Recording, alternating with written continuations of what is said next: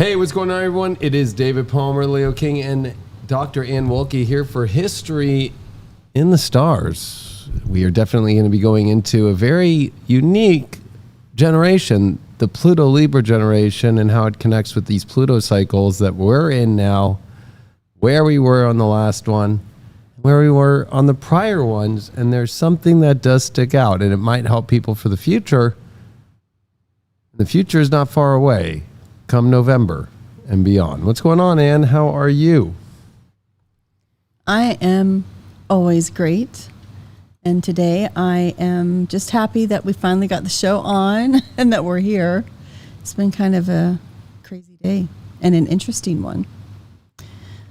So well, people are saying no sound, but it shows sound on my end. So hello. Let's see. Do people hear me talking? Yeah, it seems like there's no sound. People are going back to that. He prepared you. Now, he is ready for those that can handle what is really next. There are many predictions he held back and more to tell of what is coming. It was too deep for many.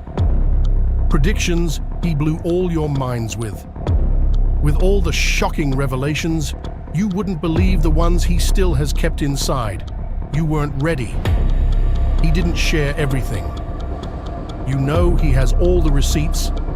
All hardcore moments he has prepared you for is finally here. After his iconic lectures, Age of Deception, Rising Through the Darkness, Purgatory, What's Next 2020 to name some, his Hypergate prophecy schools. The Leo King, the heretic of our time in the astrology world, delivers what he really thinks. He never sold out. He never was afraid to give you truth. Now is time for those that can really handle the deepest truth. What the Leo King really thinks.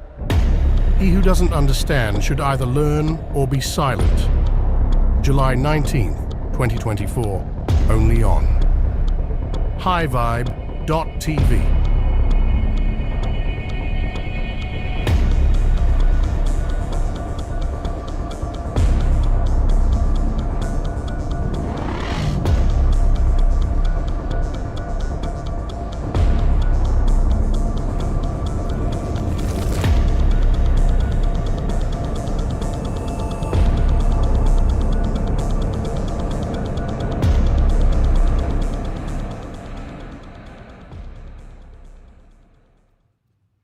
We're going to do that intro again, even though the intro worked.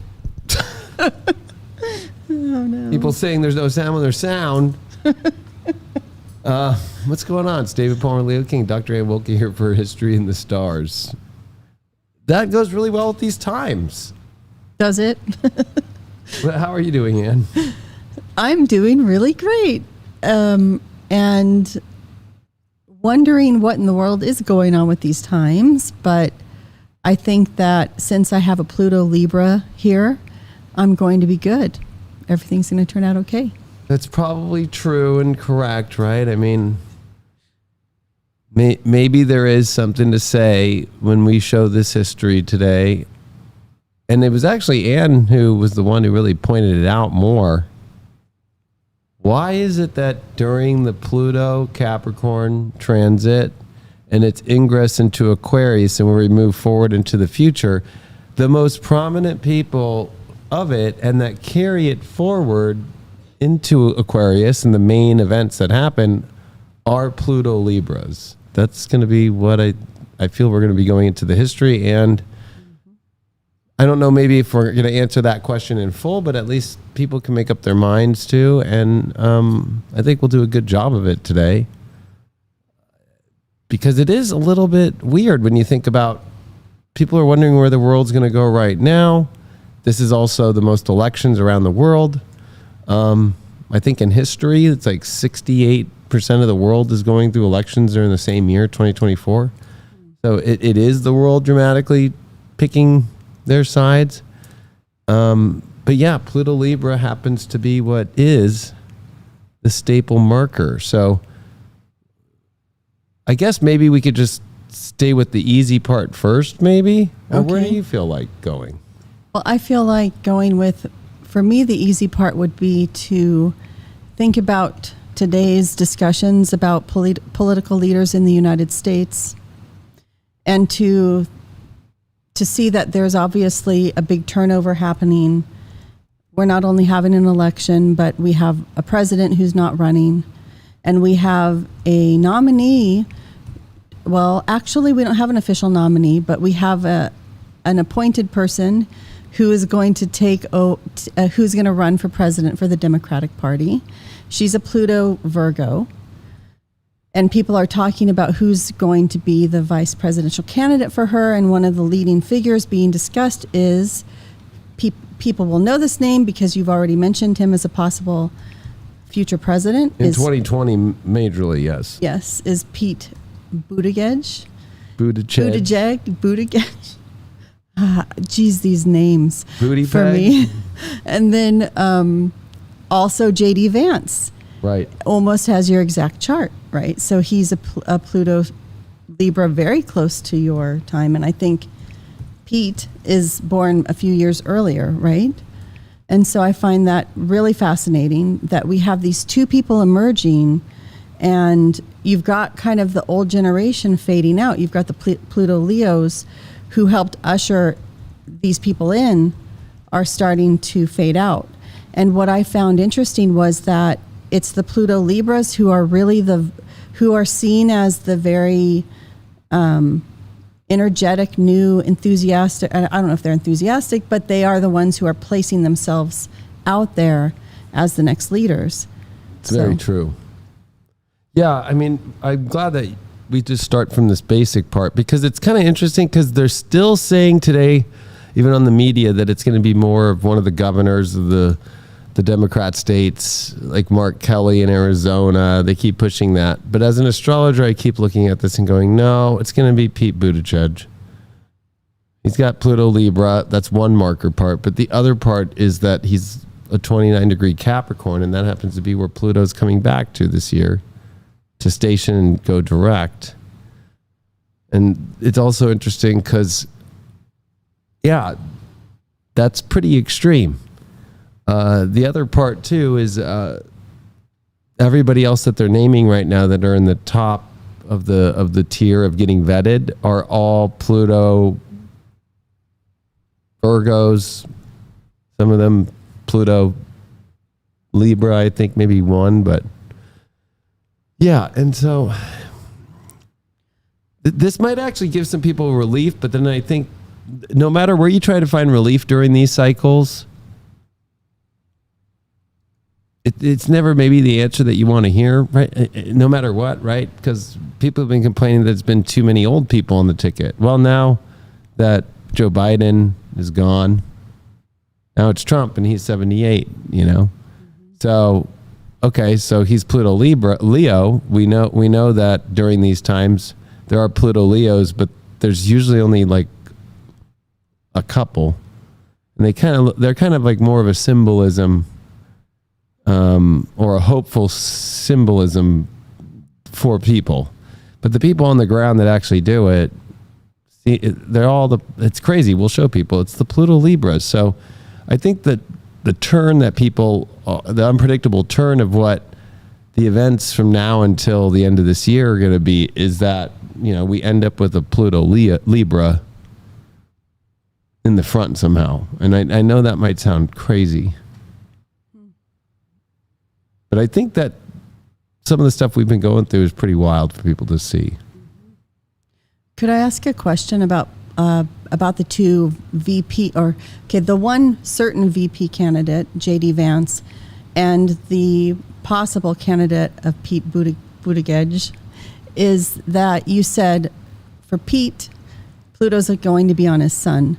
And we know J.D. Vance, isn't it Pluto, it's going to be squaring his sun. Yes. So what's the difference? Why would it be that when Pluto's on your sun, that's a marker of someone who may be a president one day? I don't know if it's much of the marker of a president. It's more about timing. Okay. And with Pluto, what's really weird is it usually, when it comes to somebody's sign, like Capricorn's per se since 2008, just look at Mel Gibson, Tiger Woods, the list goes pretty long of Capricorns that had their rise and fall, and it's usually their fall. What's weird, though, is the 29th degree in the Sabian symbols of 29 Capricorn is a dark room filled with men in secret plotting and planning. Okay. Meaning, like secret meetings, so forth, that control the world. No joke, I'll even pull that Sabian symbol up to show people, but for 30 Capricorn, which is technically 29, but Sabian symbols go from 1 to 30. So with Pluto there, that adds that secret meeting element to the extreme. So it's like positioning him in a weird way. Now, that's what's going to be interesting about this whole J.D. Vance thing is, yeah, Pluto is squaring his Pluto, Neptune squaring his Neptune. I know him and I are 10 days apart, same rising even. Like to the degree almost. Like it's like wow. Within a degree. He's going through a lot of transits. But so is Pete, right? Pluto's the hardest and the most interesting. But there is this kind of weird moment here that I think people are starting to see this was all planned. Mm-hmm. Whereas I think in the history what you see is the people who, there's a plan, but it's not so perfectly organized. Right. Whereas the chaos is like a little bit better. Aquarius deals with the truth coming through in a better way, that the chaos is what wins for the sides. If we take King Henry VIII, we're going to go into him more today with Pluto Libra. His chaotic situation of his schism of the Catholic Church actually does create the right way. Mm-hmm. Or President, or at the time, George Washington, who was the commander of the Continental Army, and the whole military campaign and the war, that chaos, and he was chosen, right, by other men. He ends up becoming the first president, near the end of Pluto and Aquarius, and does leave his second term and even gets George III to say, oh, no, that's a leader, which is kind of a weird person to say that. Is that true in history? I don't know, but if he did at that point, I heard that recently and looked that one up. It was kind of interesting. That was when he was not in his right mind, so it's possible. But, if we talk about the British case, though, one of the things I was looking at as we prepared for the show was comparing George Washington. So I was looking at George Washington and then trying to see what other leaders around him were Pluto Libra. And we did come up with a list of a lot of Pluto Libra leaders, and it's really fascinating. But the other big Pluto Libra of his era was Lord North, who was the Prime Minister in Great Britain. Everybody knows Lord North, probably from The Patriot or other popular representations of the Revolution. And he is the opposite, right? He's another Pluto Libra arguing for the British case. And what's interesting about him, so if you think about how Pluto, what's the Pluto Libra MO? Like, how do they operate as leaders? We were talking about this a little bit before we started, and I'll let you probably say more about that. But what's interesting is that both George Washington and Lord North were innovative rulers in a way, in that Lord North was actually trying to convince the king to not have some of the very harsh policies. He was trying to get the king to repeal the Townshend Acts, to abolish those unfair taxes that the colonials were complaining about. And the king convinced him, no, we've got to keep the tax on tea. And the king is the Pluto Scorpio, which is interesting. So he was so Lord North was advocating really strongly for the continuation of the British way, but altering it just a bit, while George Washington is heading up the people who are trying to completely abolish that, and then he's going to end up as the first president of this brand new type of government. So they both were innovators in a way, and so that's what we see. But one of them comes from an elite background, an aristocratic background, and that's kind of the stereotype of the Revolutionary War, that it's the old school powerful people who are aristocrats and inherited their power, right, versus the revolutionary colonials who had families that came here. They could be connected to the elite, but they are still not the most aristocratic elite. So you see a two-class difference. And again, you see that with J.D. Vance and probably anyone who will be the vice presidential candidate against him. No one's probably going to be from the same sort of class background that he is. That's a great point, because if you think about the Revolutionary War and those Pluto Sagittarius, when we were covering especially once it got to the 1800s and once we saw, of course, the famous duel, all those characters at that time are the Pluto Sag generation, and they are a little bit more desperate to find how they need to get to where they need to go, because they don't have the leverage, because they didn't set it in motion. They were there, but they didn't really have, George Washington married in to get all the land that he got, but he was also a big British soldier. There was a lot more easier stuff to do. Benjamin Franklin, of course, had printing presses and was a diplomat around the world. It kind of is that story, but it is interesting that the Pluto Libras do come in, and in Washington, though, it is interesting, though, because he is a little bit from just normal people, but then marries into wealth. Right. Well, and then that's the way that he gets social to get into, back then, being in the colonies, and gets into be able to speak and be part of the government in his local districts of the colonies, and starts to work his way through there. So that's how he gets into government. Where I guess you could say Pete Buttigieg is somebody who was the mayor of a town. So it feels like he's right. They pushed him as Mayor Pete. I remember that. Yeah. And J.D. Vance got pushed off his book talking about his life. Really, just, I don't want to call it from the gutter, but we'll just call it the gutter. So, but at the end, it doesn't matter. I think it matters. I think that's where it matters. Maybe not so much with those Pluto Leos, because with Benjamin Franklin, people kind of wanted his talent, skills, and positive way of thinking and diplomatic skills. And that's what's kind of interesting with Trump and Biden. Biden's gone now. Or with Harris being a Pluto and Virgo, the diplomatic skills have been really crappy. So, where Trump right now has already talked to Zelensky, and they're getting Ukraine to stop their war, and talking to Hamas and Israel right now, and trying to figure that out before he's even, that's very Benjamin Franklin-ish. Then it was weird because we just saw the speech of Biden stepping down, and he tried to bring up Benjamin Franklin, although nice try, but couldn't get the words out of his mouth correctly.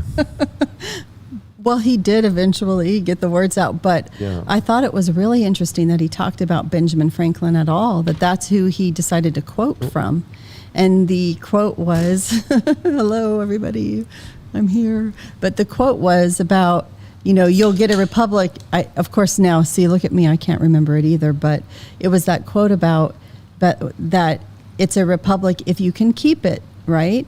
And I thought that was so fascinating that he focused on republic. And I don't know if we can go into that, but I do want to say another thing about Benjamin Franklin, though, that is really interesting about him. Oh, no, wait, there was one other thing. J.D. Vance, it's interesting that his wife is the one who brought him out. I think that's kind of the story I've read, is that his wife was the one who got him to be more social as well. And she's the one who's, I think, more traditionally or more connected, right, in a more upper middle class way. I don't really know her background. I do know she came from San Diego, but so that's interesting. But in terms of Pluto Leo and Benjamin Franklin, he was really about ensuring that America would be full of citizens who knew how to engage civically. And even though he did enjoy staying at the center of power, and I don't know if that's because he was Pluto Leo, I'm not sure, but he knew the best way to stay on the top of everyone's mind was to help everybody and to make them think things were their idea, and to create organizations that people could be a part of to be able to become empowered citizens. So he was really good at fostering connections and trying to create people into the type of citizens that could run a country in a way that was not a monarchy. Right. And so he was a very important part of the whole puzzle of the American Revolution. So I think that we see that there are Pluto Leos who have a role in kind of bringing all the pieces together and bringing people together to move them to whatever's coming next. Yeah. But they don't all do that, which is what's so interesting. Yeah, it's a very few. Very few. And I think that's what's really kind of weird, because I think it's harder to see in this moment, and maybe that's why this show is a really good show for people to start to maybe remove themselves emotionally from all this stuff and to hermetically look at it, is be like, okay, the pattern in the astrology with the history. And if you were to put when we go back to these, if you were to be in history at that time, you'd almost be like, I don't know if that would ever happen, right? Like Henry VIII actually making the schism and leaving the Catholic Church, right? That was something that probably was like, there's been some talk, but there's no way. Talk about behind the scenes. There's no way. Working behind the scenes or in a quiet, whatever the Sabian symbol was. I'll show it right now. So Here we go. And this is direct from SabianSymbols.com. So Capricorn 30 degrees is 29. So I'd put the Capricorn 29 degrees in. It's directors of a large firm meet in secret conference. The symbol shows meeting with others in order to lay out plans to have secret meetings of people that are often VIPs in some way, or at least in charge of decisions or governments or empires. The directors meet. They conference or just conference call, exchange views, ideas, gossip. There may be decisions to be made or plans to be laid out. Do you make all your decisions on your own, or do you need help? You can often call on the relevant, knowledgeable friends or authorities, as you're bound to know them or how to meet them, and you'll iron out the details. Sometimes, however, you may feel shut out by those in charge. Masterly control, sharing innermost secrets, confidential information, big guys calling the shots, governments and secret spies, strategies, having a say, councils, doors. Excluding those affected by decisions, exploiting people or situations, being kept in the dark, gossip, loose lips, refusal of entry, the glamour of big business or government. Wow. So I'll put up Pete's chart for a sec here, because I think he's the sleeping phoenix through this whole thing. There he is. We don't know his birth time, but Sun at 29 degrees of Capricorn. And that's at noon that day. He was born in South Bend, Indiana, so he's also from the Midwest. And I think it's interesting that we see this kind of like parallel of these Midwest VP choices that are coming up, even though the media is not telling you it right now. I mean, right before Ann and I went on this, right on CNN, they had Pete Buttigieg up there, and they just have been throwing him up on every show. And then I'm like, come on, people.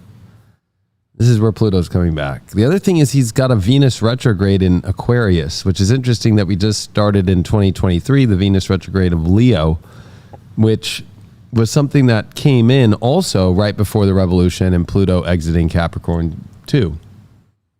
Right? So that's actually what started the Samuel Adams doing the first meetings about revolution before the Declaration of Independence years prior.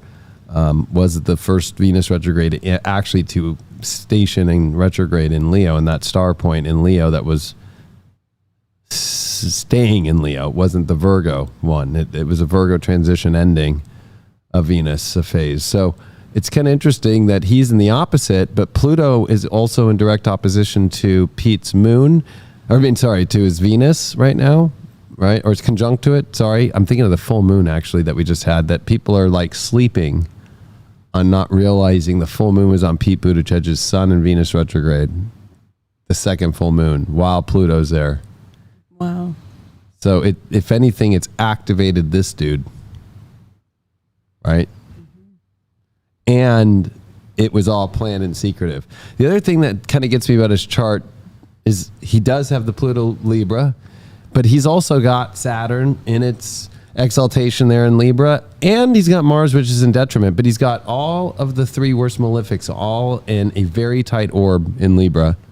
And you know who else has this is Kim Kardashian, and she's extremely successful and gets what she wants, and there's lots of weird things that go on with that. Right? So people who have this, if they use it right, they can get wherever they want to go, especially if it's a Capricorn, although that's the secret that maybe he doesn't know, is Pluto's going to be all around his Sun and Venus retrograde. Plus he has a Venus retrograde in his chart. So, and he was born just days before the Cazimi of that Sun Venus. And so he's already progressed to his Venus station direct, which is in Capricorn. I'm just doing it in my head. But he's already out of that. And so that's probably when he became the ideas of going into government and stuff like that. And then probably mayor as it started moving and all that. But it doesn't seem to me like this is just by chance. It's very much planned. And J.D. Vance, Deborah Holding got it through a couple different people about J.D. Vance's birth time being at 8:11 a.m. on August 2nd. And so you see kind of the parallels. There's a Pluto Libra. He's at 29 degrees, and he's got Saturn close by, and he's got Mars close by, but he's got Saturn Scorpio. Saturn's better in Libra, but Mars is way better in Scorpio. It's its dignity. So, there's a little bit more finesse, though, with Pete Buttigieg, but there's actually the Sun in its home sign and Mars, which definitely is a lot stronger and would survive through the whole mess, let's say. Right. But I do feel like, and I was telling you this, I think that we might see them try to flip Pete at the conference as the front of the ticket and maybe Kamala out or as VP again or something. Well, they're selling people to get them this way, and then because I see Pete as the secret meeting. And you see him everywhere. And then they keep acting like they say him last. Like, oh, and by the way, she is considering Pete Buttigieg. Well, why is he the one on all the shows? Right. Why is Pluto in about a month coming right back into Capricorn? He has Pluto Libra too. And that's what this whole show is about. And J.D. Vance has Pluto Libra as well. Right. And I almost didn't believe that J.D. Vance would come, but there was something in the back of my head like he's probably going to pick J.D. Vance because he has Pluto Libra. We got to see the Pluto Libra show up. There it is. So that might be the interesting part. The other thing could be that those two could be the president or vice president, because it could go to, if something happens weird in the election and it goes to the House and Senate, then it has to be voted, right? It could be where one of the other are whichever role that would be decided on. Right. I think last time we also talked about Pierce and the convention, right? I think that was last show. I don't remember, but We did, and we didn't get to go too deep into it, but yeah. so what's interesting about this convention is that they're doing the virtual voting for the Right. delegates, right?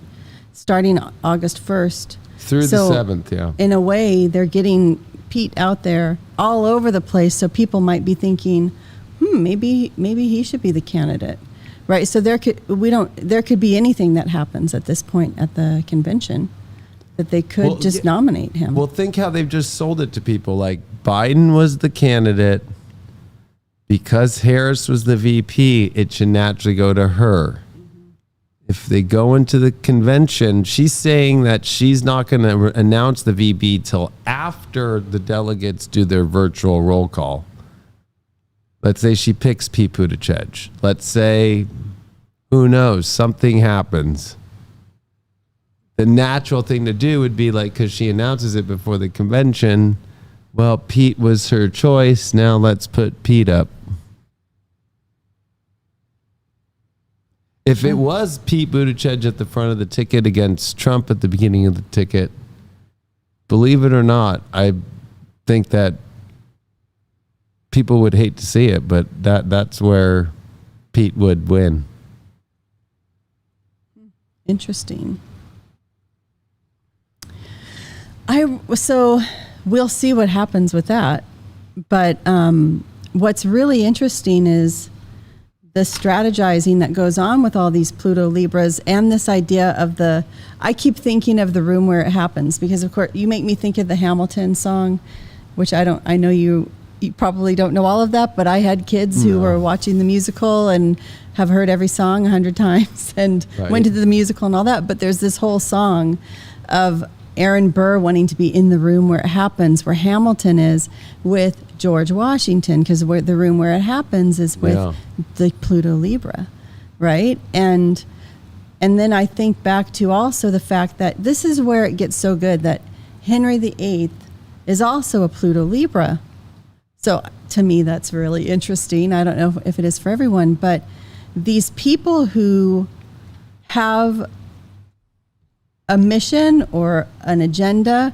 The other big one we looked at was King Edward I, way back in the Middle Ages in England. And he is the one he was in the Crusades, then he comes back and then he builds all the castles in Wales and does the conquest of Wales with this new technology of the castles being built in the way that he built them. So these are powerful leaders that strategize very well. Yeah, I think I told you that Pluto Libras are Pluto's lawyer that helps sell the manipulation or the seduction. And they know exactly when to discard people.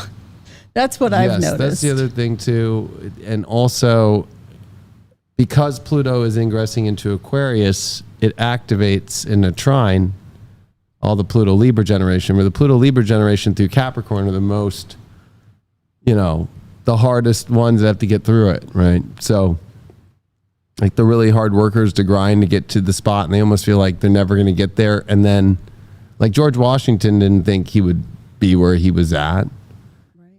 There's some key things here too about that Pluto Leo, which we're seeing right now with, of course, Trump, and then of course Biden, who's now technically out, and then you kind of now move down to Pluto Virgo. But with Pluto Leo, it's more than just Benjamin Franklin, because back in the time in which Pluto Leos were born from 1693 through 1712, they were philosophers and influencers who set the stage for the revolutionary ideas, right? So you can see them as the stage setting typical Leo vibes, right? Like setting the stage, setting the influence. And then the ones that were born from 38 through 56, and then there was 57 as well. There was very rare in Aquarius there. My dad was Pluto Leo, 29 degree. Parents and grandparents who influenced the ideas of freedom and liberty, right? But then you go to the Pluto Virgo. That's, of course, 1956 through 71 and 72, but it also is 57. But then going back to 1712 through 1724 into 25. It's Sam Adams who is the one who starts the revolution, but it just doesn't stick. People think of it as beer. Is it Sam Adams is the beer? Yeah. Right? So it's like people don't realize that he's the one who was a Libra, setting all of the first meetings as a court clerk to get people to start to have those secret meetings. Right? And then Samuel Johnson, Roger Sherman, but the list of Pluto Virgos as the founding fathers in the Revolutionary War, like the whole Revolutionary War, they don't stick in Pluto Aquarius. They don't stick onto the board. No. So, and then it's the Pluto Libra generation with John Adams, who sticks on the board. He's the second president. George Washington is the first president, but also George Washington, who is the commander of the Continental Army. John Adams, who is one of the biggest delegates, diplomats, he is the European diplomat, and he's part of the French diplomacy that does get to the Treaty of Paris eventually, but also does have quarrels with Pluto and Leo, Benjamin Franklin, but they do come to a consensus for the right thing at the end of the day. And they're kind of the ones that I think are the ironic ones, because those are the two names that you see in American history. That's what you remember, are Adams and Washington and Adams. Yeah, or Thomas Jefferson. Which goes into Pluto Scorpio, yeah. Like I said, if you go to Thomas Jefferson, who else? Thomas Paine, who of course creates the whole ideas throughout his pamphlets to get people understanding a republic and also just like how to deal with the situation. And for Henry VIII's generation, I noticed that Henry VIII's last wife, I think, was a Pluto. No, she was a Pluto Sag, actually. I was trying to think of who was Pluto Scorpio at that time. And there were King George III was a Pluto Scorpio, yeah. Yeah. So then... of course, John Hancock, which I always say he's just known for his signature. To most people. It's not like, I think they are important under the surface, behind the scenes. They're kind of... Dr. Benjamin Rush was extremely important in terms of the development of science. So they are all involved in these different things. If you think of George III and his obsession with the transits of Venus, right? They're on some mission. Thomas Jefferson and his obsession with Sally Hemings. Or the Sons of Liberty members, which are basically lots of the people who fought in the war and create the Sons of Liberty, which still is around today, or it's Daughters of Liberty too, right? That means that you are the lineage of a American Revolutionary War veteran. But the Pluto and Sagittarius are the ones that, James Monroe, Madison, Hamilton, and they're there young. They fight in the war. They're part of it, and then they're the Pluto Pisces moment. Which is interesting because that's also their square for a long time.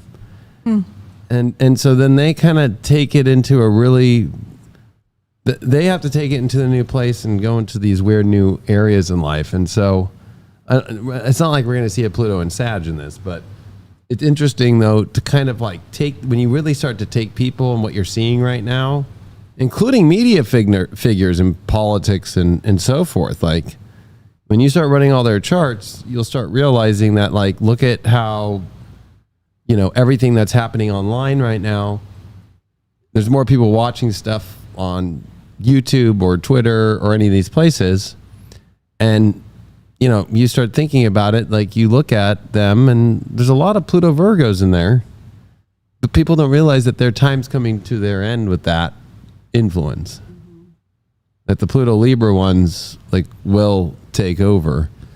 And that's what's going to be the most interesting to me. And Pluto and the Pluto Scorpios, I think, will too, like, as far as their influence, because they have a lot of influence too, and there's a lot of talk of what the future looks like to Pluto Scorpio. The thing that goes into the history that you were just saying, I had it up and then my screen cut, or I had to get out of this.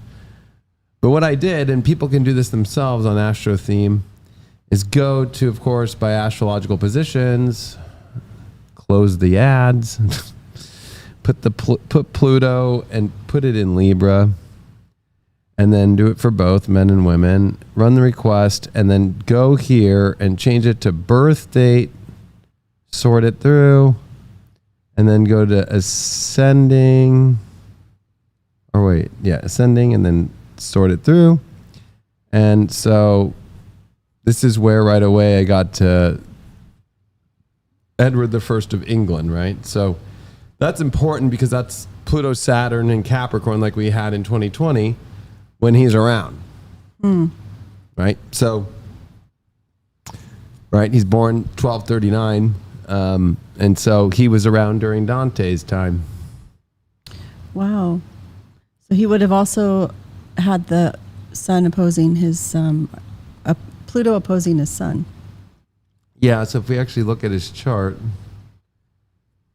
look at him, full moon in Capricorn.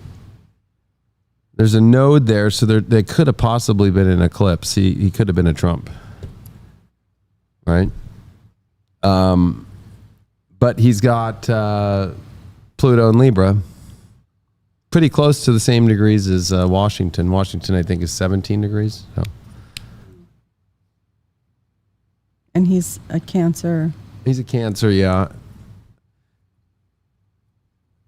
But that's, of course, in the 1200s, and especially by the 1284 conjunction of Saturn Pluto. That's really what we're looking for, is like Pluto changing into signs from Pluto into Aquarius, but the same. Well, I guess you could use the 248-year cycle, but it's like there's something prominent about Saturn and Pluto meeting in Capricorn in 1284, in 1518. And then in 2020, because the one of the Revolutionary War, there was no Pluto-Saturn. It was more of the Saturn-Pluto square, Saturn in Libra, Pluto in Capricorn. And they were going to actually make the square of Saturn in Scorpio to Pluto in Aquarius. So the better way to look at it, too, historically, is always to kind of go back to the 1518 or the 1280s, although the 1280s is a little bit more difficult. There's not as many people around. Yeah, but Edward I is a really interesting example. Since you're the English history professor, I don't know if you have anything here to give us some more insight with here about him. I just pulled up his Wikipedia page, being the brilliant scholar that I am. But, which in the academic community, we don't ever, I guess we start with Wikipedia, then we go to our real sources. But we're staying here with this because it's a good overview. That he's just really interesting. So Edward Longshanks, or the Hammer of the Scots. If you look at his background, so he's got a military background. Seems like that is part of the Pluto Libra experience. That's the other thing too, right? There is a military background. Yeah. So then if you look here, in 1259, he briefly, let's see here. After reconciliation with his father, he remained loyal throughout the subsequent armed conflict known as the Second Barons' War. After the Battle of Lewes, Edward was held hostage by the rebellious barons, but escaped after a few months and defeated the baronial leader, Simon de Montfort. And, you go on, he goes to the Crusades. His father dies on his way home. Then he comes home and is reforming royal administration and common law, which sounds like a Pluto Libra thing to do, right? He investigated the tenure of several feudal liberties. The law was reformed through a series of statutes regulating criminal and property law. And then he suppresses this conflict in Wales and then conquers Wales. Yeah, and he conquers Wales in 1282 through 83, which is Saturn-Pluto. Starting to meet Pluto ingressing into Capricorn, Saturn, and Sag, and then they meet at the early part of Capricorn in 84. Wow. Yeah. And I think I was looking at that for the Revolution, and would that be the 1760s, or would that be during the 7 Years' War when George Washington was serving? Oh, the Saturn-Pluto conjunction? Just the Pluto at the beginning of Capricorn. Oh, beginning of Capricorn is 1760. Yeah.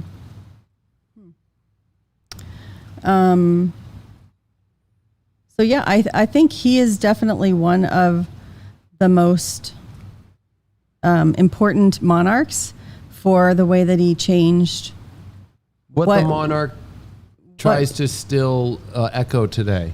Yeah, and he changes let's look at that medieval manuscript. That's kind of cool. He changes the shape of what is being ruled by the monarch. He actually changes that. And oh my gosh, we should have read what this is. Medieval manuscript showing the Earl of Leicester's mutilated body at the field of Evesham. Well, what's the difference between this and seeing the pictures of Washington in the Revolutionary War and all propagated very intensely? Like, to me, I look at it very similar. That's the other thing too, is like,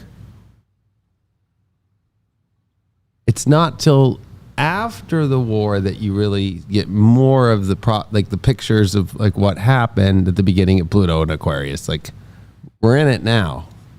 But you know what I have to say about that is, this is interesting. So there's your propaganda about him, about this whole situation. Right. You had to have it in these manuscripts, right? And these images that weren't commonly done. So you have to be very elite to have a book that shows something like this. But if we look at the 18th century and the whole time of the Revolutionary War, and we've talked about this before, or if you go back to the time of Henry VIII, when a Pluto Libra is trying to make a case for something, print media is part of it. It is. They wage that war in the media. And that's what happened. Martin Luther, the first Martin Luther, yes, was a Pluto Libra also. Right. And the reason we remember these people is that they were out there. They knew the people. They probably knew the people who had a press. Martin Luther's work is known because his 95 Theses got printed and distributed. If you didn't have the press on your side, you're not going to get your message out there. So they know how to use it, right? Yeah, what makes our I think it's very similar during that revolutionary time in the 18th century, because of the fact that there was these kind of two sides of the press. There was the press that was English, that was the loyalists, that were the colonials against this continental army. But it was interesting that the underground, the Thomas Paine, that's where the Pluto Scorpio generation, I feel, is going to be so important, is in the underground way of distributing the communication and actually making it to where it feels more authentic and hit better. But we have to remember that, like, the Pluto Capricorn of that time period, even the Continentals, and let's call them the rebels, they overdid. And Thomas Paine was the one who took the pictures at the Boston Massacre, as far as drawing them out, right? And over exaggerated it, like as if the redcoats were in line and shot all these people, when really only one person got hurt, and it was actually a black man, right? And over dramatized the image to look like the whole town was getting shot at. So there is like a propaganda part. Mm-hmm. And also Henry, there is like the books that I have, right? Yeah. That like here, we've been recording for the last 200 years in history what the Catholic Church has been doing to us. So it's kind of like, you know, his servants and authors and people that had people in court or worked for Henry VII or previous, anybody who was on their courts, like, write in, or the sons of the fathers that were on the courts, like, my dad had all this info what the Catholic Church was doing back then, right, to kind of back Henry up. Mm-hmm.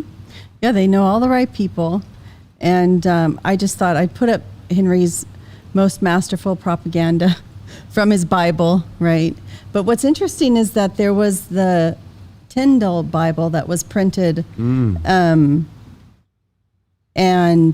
I think it was supported by Sir Thomas More, or by Henry's assistant, who was an author at the time, but also very well respected theologian. Thomas More was advising Henry VIII along with Erasmus, who had advised Sir Thomas More. These were great humanists from that period of time. And they really helped Henry as he was the defender of the faith. So, I mean, look at this. He's the defender of the faith. He's protecting the Pope, right, at the very beginning of his reign. Then he needs the divorce, so he switches sides. He tells Thomas More it's okay for a while. Yeah, you don't have to swear the oath of supremacy to me. But then he decides, no, you do. And Thomas More goes on trial and gets executed. Then he's got Thomas Cromwell, who's supporting him for a while, but then he brings over Anne of Cleves that Henry doesn't like, and so he gets executed. But he's got Thomas Cranmer working with him on developing the new Book of Common Prayer, which will be the book that everybody uses in church. And that's important for this time because that's how you have authority established in the kingdom, is through the church and the fact that he's the head of the church. And that is what kind of propaganda campaign also helps get everybody in England through the fact that the Pope excommunicates all of them. And at any other time in history, if you didn't probably have a Pluto Libra in charge, you would probably be so worried about the fact that you're excommunicated and what's going to happen to you. So they had to, that's this underlying principle and belief everyone has. And so they have to make everybody think about something else and not the fact that they were just excommunicated. Yeah, that's true. But anyway, there's just, I think there are a lot of similarities in the way that the media gets used on all sides. Yeah, and it no matter what happens, there is this bloom of this is the way it's going to be now. And it's going to be accepted. Mm-hmm. Right? That's very Pluto. And the best way that I think Pluto Libras come on the scene during these transitions is because they know how to, I was going to say convince, but I think a better word would be delegate, or to, like a lawyer, like knowing how to really sell the evidence in a very convincing and intellectual way. And I think, after seeing President Biden tonight, and Trump too, it's very Pluto Leo. It's very cheerleading this way and also kind of forceful, like, do it. This is what needs to happen. And I know better. Opposed to, okay, let's actually stay in this convo and make sure that we're contrasting things correctly and actually have an argument that's worth presenting, and also deliberate, right? So there has to be deliberation, where the problem with two Pluto Leos at this moment, why the debate's not been a debate, is because they both don't know how to debate. It came down to a golf contest, a golf competition. Right. But, the other interesting thing I thought of as you were saying all this was, how did they convince Biden to step down?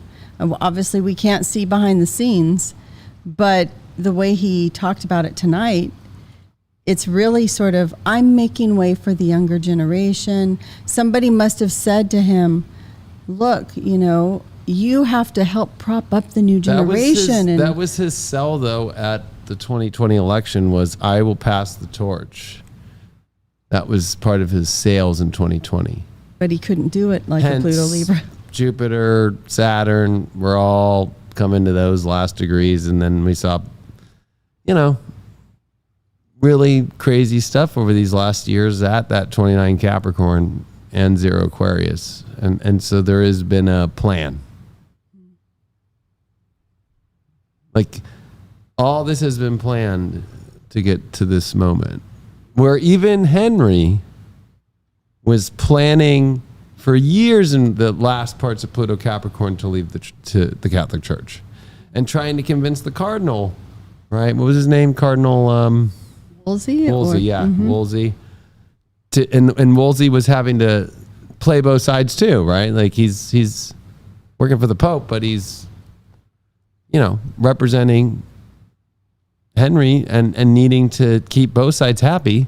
And then it gets to where he can't keep Henry happy. Right. So that's what's interesting is there is a plan during all these moments. And not everybody, we look back and we see the plan, that there was a plan, but what we forget is that people weren't aware of the plan because it was happening behind the scenes. Yeah. But so 1527, when they decide, it's like January 1st, 1527, he says, okay, I'm getting a divorce.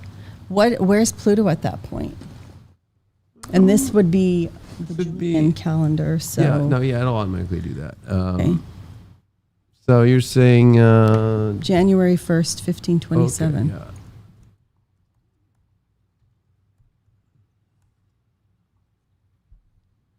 Oh, this is interesting.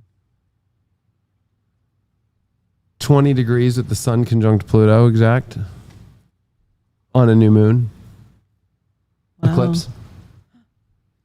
Really? So it was an eclipse. With Venus conjunct the North Node, yeah. So what that was a new moon, Pluto eclipse. What's that doing in Henry's chart? Why at that time? And look at Jupiter and Uranus conjunction like we just had. But in Gemini, though. But we just had ours in Taurus. But that's extreme. We have to kind of go back and kind of look at 2020 as these marker points that are concrete things that were set, that even though Pluto in Aquarius feels like we zapped our way out of it, the concrete's still underneath the illusion of the forward movement, that we're coming right back to the plan. So it's kind of like you can peek into the future a little bit, but you got to come back, and the concrete's still here, and these posts are laid, and these posts aren't going away until Pluto reveals what the posts really are. And Pluto, as it leaves Capricorn in November after the election, it will laugh. There's a laughing part of Pluto, right? Like, I tried to tell you. Right? Wow. And that's why I say I don't think anybody's going to be happy at the end of this whole thing. Because if you look at it, too, from a standpoint of anybody who was truly Catholic as a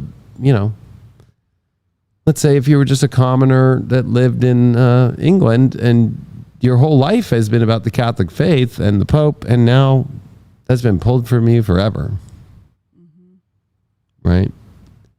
Or if you were during the revolution, maybe you didn't want to be part of this revolution. You liked the taxes you didn't like, but you just kind of wanted to stay with your family and whatever. And now it's being ripped away. And now there's, don't tread on me flags going through your front yard. And now at the same time, the British Union Jack is going up on a Capitol building and being taken over, and redcoats are everywhere. And then it's switching sides, and there is no one side staying one side the whole time. Like, it looks like that side's going to lose when really it wins, and that side's going to win when really it loses. Like, yeah, not only that the revolution is fought and over, then there's still arguments about, well, what kind of government do we want to set up? And it goes on, and people get caught up in conspiracies and get arrested and kill each other and all that stuff. So it's kind of a rude awakening, I guess, because there were probably deals cut at the end of the revolution, or people saying, yeah, well, I'll sign off on that if you agree to have your state be like this, or I don't even know. But yeah, and so this eclipse at this time is squaring Henry's Pluto, right? All these planets are squaring parts of where Pluto is in Libra. The other one is Martin Luther, who does come out with his thesis during the Pluto-Saturn conjunction of 1518, right? 1517, 1518 is Martin Luther's big moment. But 10 years later, it's Martin Luther's word spreading and him continuing to put it out there that this is a frog that's leaping on lily pads, that this is the lily pad that's the jump for Henry years later, and even for Martin Luther, who does get excommunicated by the time Pluto ingresses into Aquarius, but it's not really that bad of an excommunication because he's already set his... Well, he got married, so it couldn't have been that bad. He got to get married. Right. I mean, but his point was made enough to actually see the world change. Mm-hmm. Because I believe that Henry saw that as an advantage, even though he came out and said it wasn't. Right. He has to say that. That's kind of like when you see right now with like Edward Snowden or anybody, right? Like, oh, you have to say that he's a bad person for exposing all this stuff. But at the same time, you're like, well, I'm going to take advantage of this. Exactly. And everybody running to, okay, how is this going to help us get elected? Like what's how our position? Biden just released, Julian Assange, right? Or helped with that, but made him plead guilty. So he's being excommunicated. Can't come back to the U.S. and do any thing with media or anything like that, or he's going back to prison. He's going to go forever, because he's now got a formal charge of espionage, which again, that's about spies and Pluto cap 29 degree. But if we take a look at Henry's chart, because he's the biggest prominent figure of the Pluto transition, I had to go into royalty. Yeah, here we go.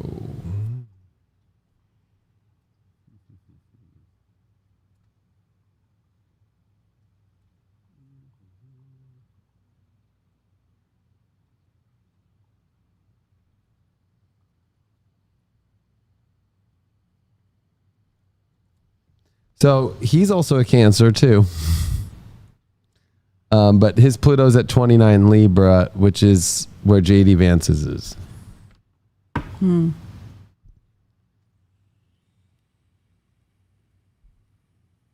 who's the other one? What's even weirder is Jupiter at 24 degrees of Gemini, which is where Jupiter's going to station this year to go retrograde.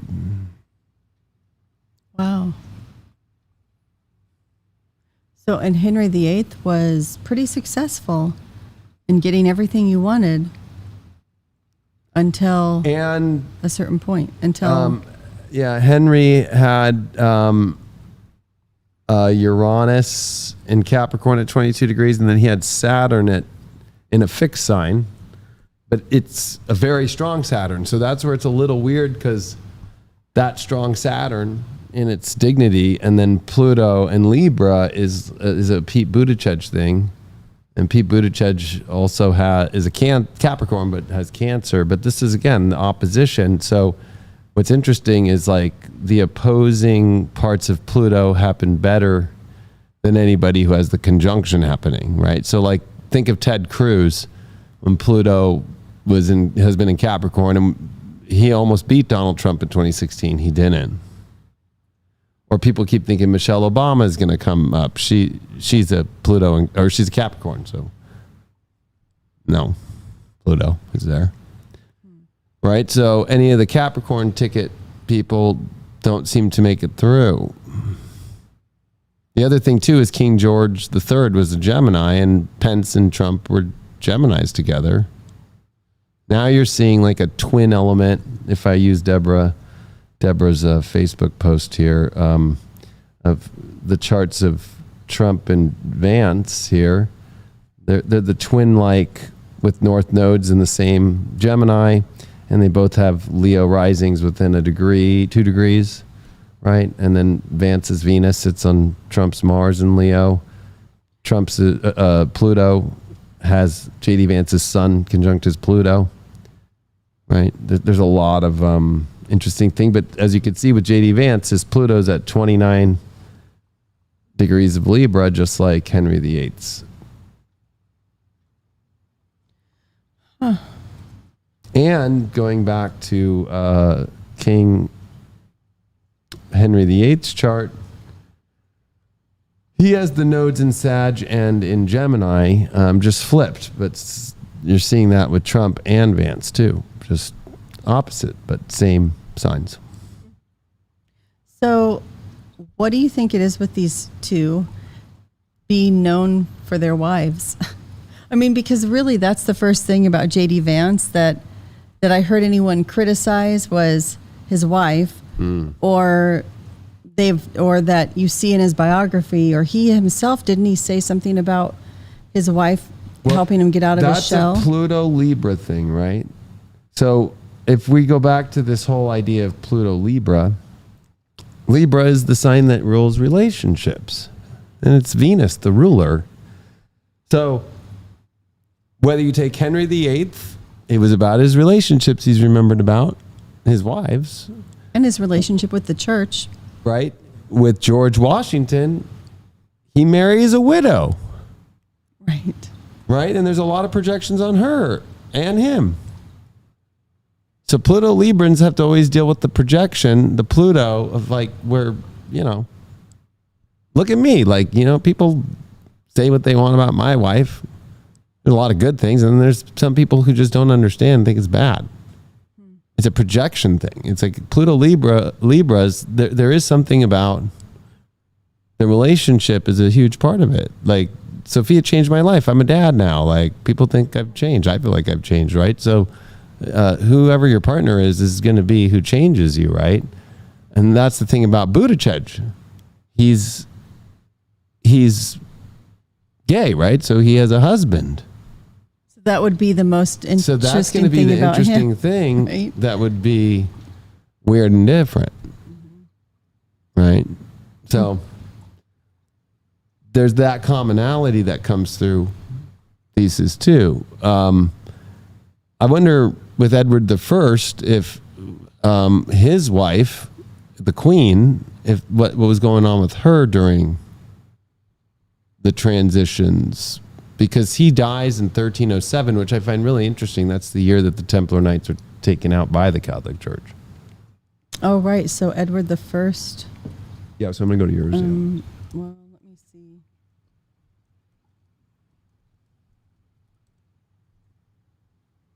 Oh, yes. How could I forget? So Eleanor of Castile is a really well-known queen in English history, and I've always been intrigued by her, and mostly sorry if this would just open. I mean, look at this, the effigy of her. Even I don't know how to make that. Chinese? No, that's the medieval look.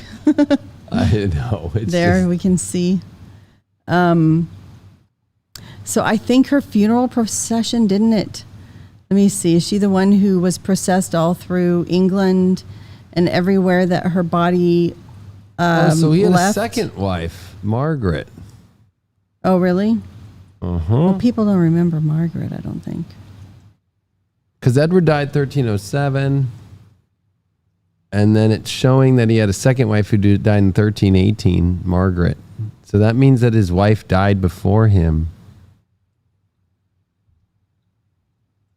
Now that might be the interesting. Well, I'm telling you the thing like that's... there's always a widow, too. George Washington married a widow. Edward was a widow, too, with Pluto Libra. Right? So does J.D. Vance or does Pete Buttigieg become a widow? I hope not. I hope that's not a prediction. That would be an interesting thing, right? But I was going to say that Eleanor of Castile is really well known, and there are lasting remnants of her funeral procession. Yeah, she died in 2090. What was happening in 2090? She died. But what's the transit of that, or is there something big going on? Well, by 1284, that's she that's still Pluto in Capricorn, so.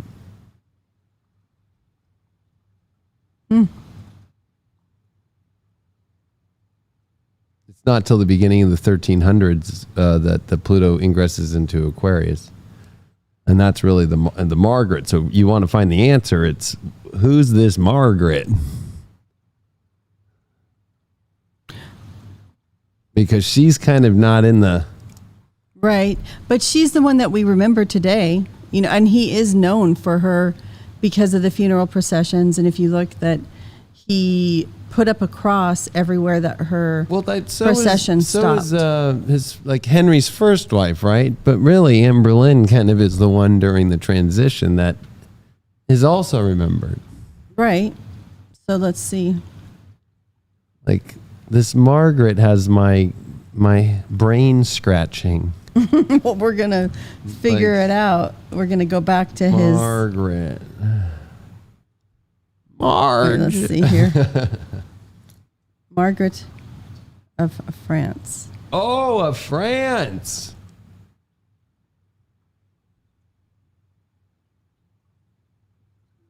France likes to come up with Pluto and Capricorn into Aquarius a lot, too. And there was... Right? So there's got to be an alliance that's made because of that. Oh, yeah. Oh, Philip the Fourth offered her younger sister Margaret to marry Edward, then 55. Upon hearing this, Edward declared war on France, refusing to marry Margaret. After 5 years, a truce was agreed on under the influence of the Pope Boniface VIII, who, by the way, was a Pluto Libra, too. Did you look him up? Yeah, I remember I mentioned him on Pluto Libras. And he died in 1303 as the transition of Pluto came in. A series of treaties in the first half of 1299 provided terms for a double marriage. Edward I would marry Margaret, and his son would marry Isabella. Yeah, I mean, because they want to keep Eleanor of Castile's lands. They had a 40-year age gap. So, Pluto Libras right now... trying to think of whether there are any of them that have a second marriage. Queenship. Look at her seal. Look at that seal. She looks like a queen. She's definitely French. Correct. So, and she's got the fleur de lis, yeah. And that would have been because Edward as well was leading the charges of the Holy Wars, and that was the symbol used that brought a lot of those knights together. That's why you see it. It's a French symbol, but it is in England, and it is in Spain, and everywhere. Well, the French, the English kings do claim territories in France, and the Norman conquest was French people coming over and conquering, so they do claim that. But I think since I saw that, I'm remembering more of the story that, it was really important to have a French marriage because Eleanor had brought so much territory and riches to England that on her death, France wanted those things back, and Edward doesn't want to give up the territory. So, see, he's using his marriage in a strategic way as well. Right. Here's a picture of the marriage. What a humble-looking king. They made him look a lot younger. There's no age difference. What are you talking about? 20. They're the same age. But that's what's crazy, right? So there was a 5-year war. He said no. And then it comes to where, okay, my son gets the young one, the really young one, and I'll take the young one that's older that I can marry now. These poor queens or princesses. It's funny because it's also how Henry VIII thought about his marriages, right? Was strategically and... Would that creep you out a little bit? Look at that. That's Martha Washington. Martha Custis. Does it look like... Oh, wait a second. Go back. Wow.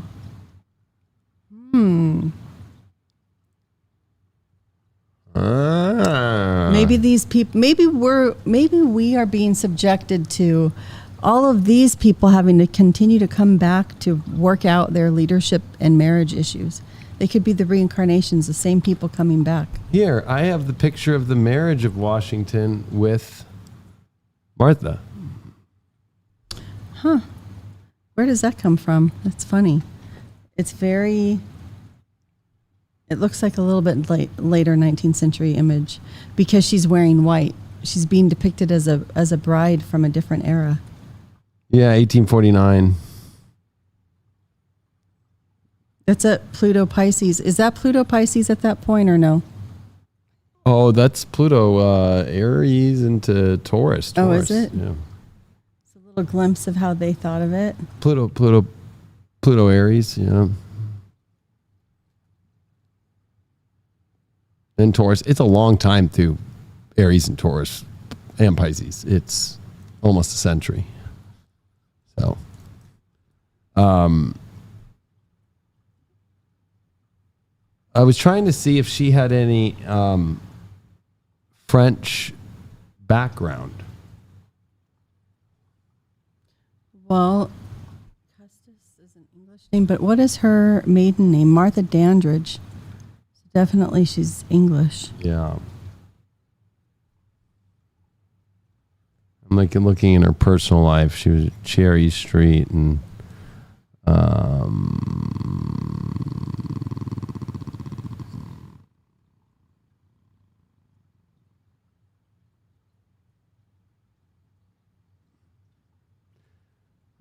Georges Washington de Lafayette was the son of Gilbert du Moitier, the French officer and hero of the American Revolution, joined the Washington family in 1795.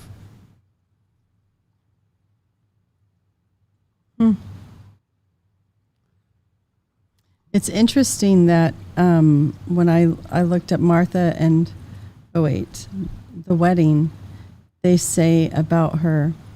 Oh, look at the Anti-Federalists. Look at another projection on the wife of a Pluto Libra or the partner. Criticized her as emulating royalty and encouraging aristocracy. She was constantly the subject of public attention, and she was forced to pay increased attention to her hair and clothes each day. Despite this, she still opted to dress simply in homespun clothing, feeling that it was more appropriate in a republic. But if you look at Mount Vernon... Look at even in the chambers of that, that's where Washington died. That was his room that he died in. I've been there. Been in that room?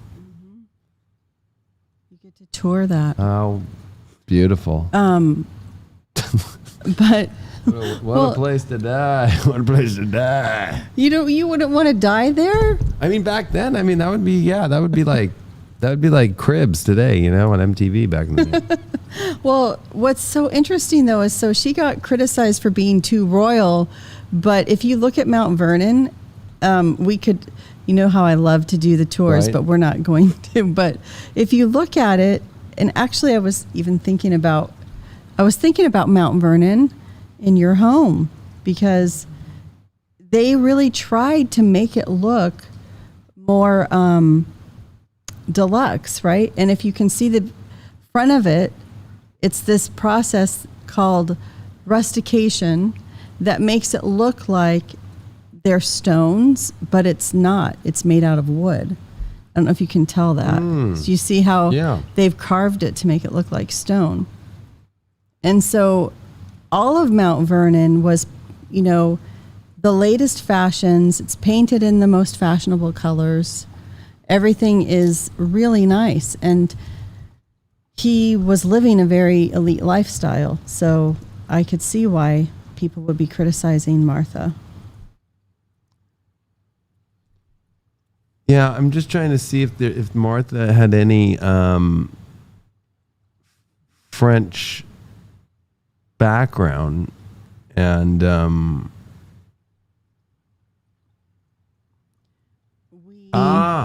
okay, what is it? I found it. During life at Mount Vernon before the presidency, right? Here's Martha when she used to have known guests at the house, that she had cheerful disposition, warm manners, but it was during the French and Indian Wars there, right? During that there was, from what I had read, after it, Washington served dinner to guests almost 1/3 of the days of the year. They had overnight guests on almost half of the days of the year. So they used it as a place to bring a lot of people. Kind of reminds me of Mar-a-Lago. But,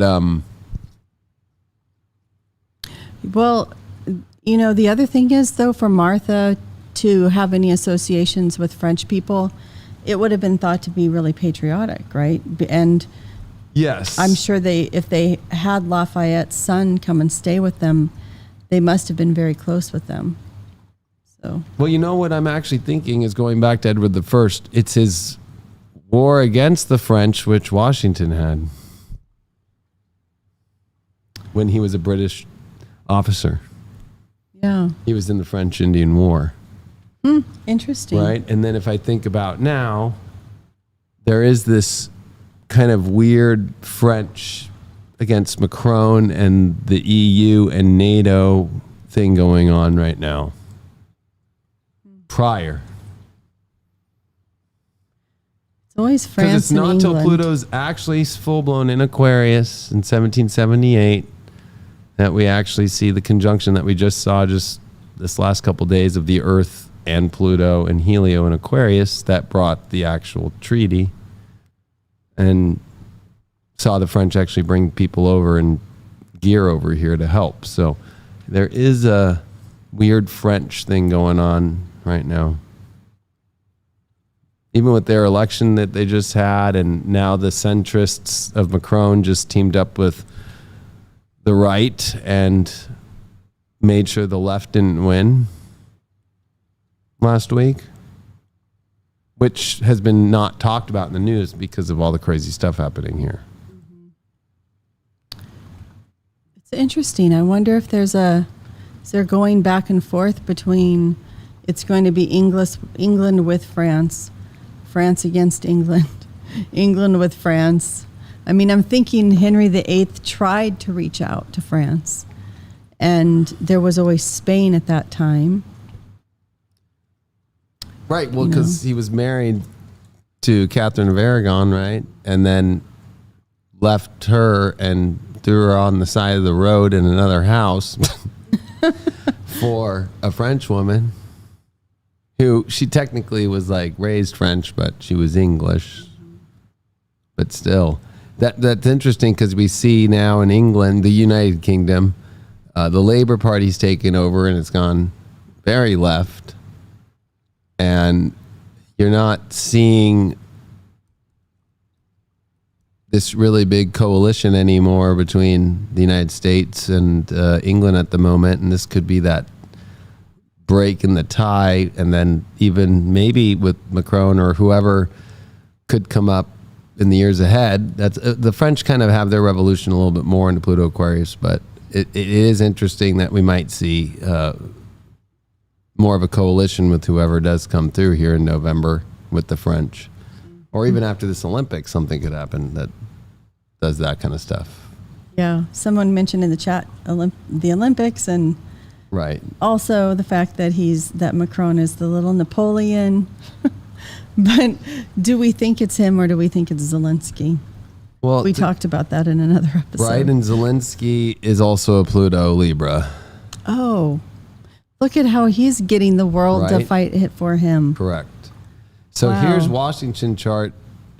Oh no, he has his at 13 degrees as Pluto. I don't know why for my or 17. I was right, 17 degrees. Okay, I knew the Leo King always remembers the degree.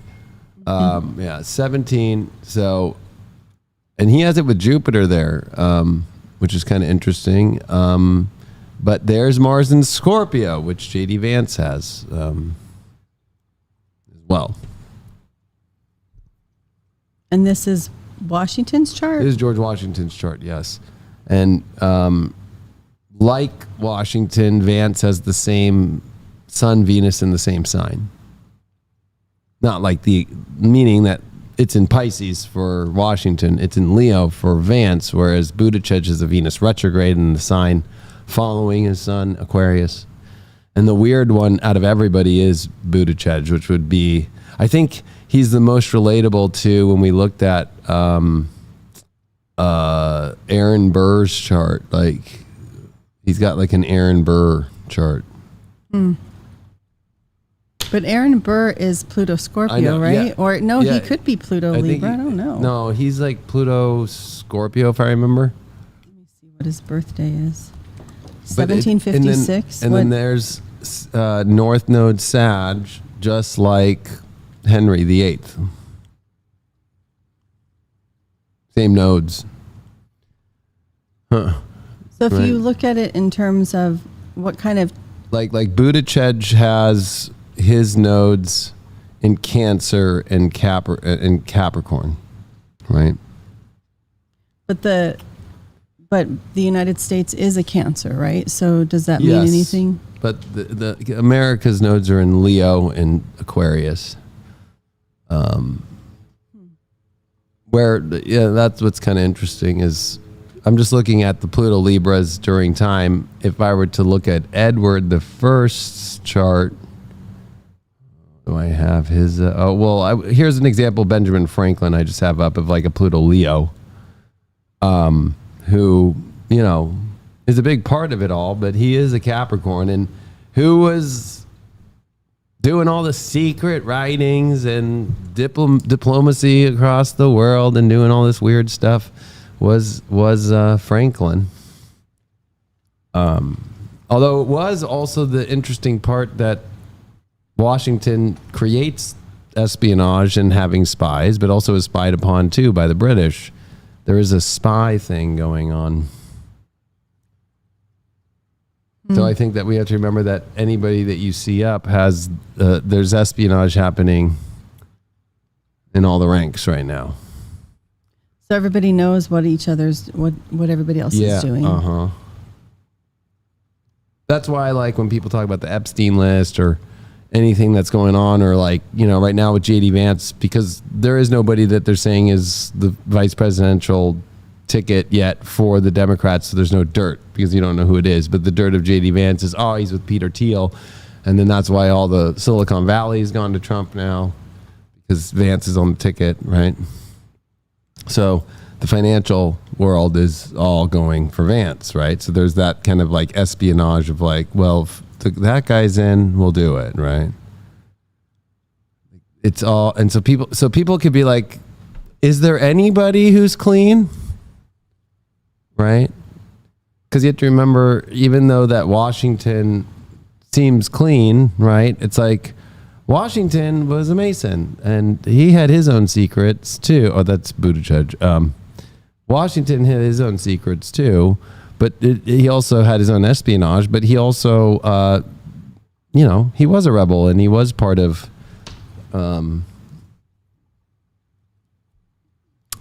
setting up the war secretly before the Declaration was made. And that's what's funny is he's not at the Declaration of Independence, if I'm understanding. I don't think he's a signer of it, is he? Maybe not.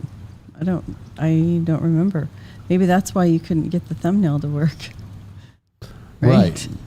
But because I think he was busy with the war effort. Yeah, I did not sign it. Correct, yeah. So he's not a signer of it.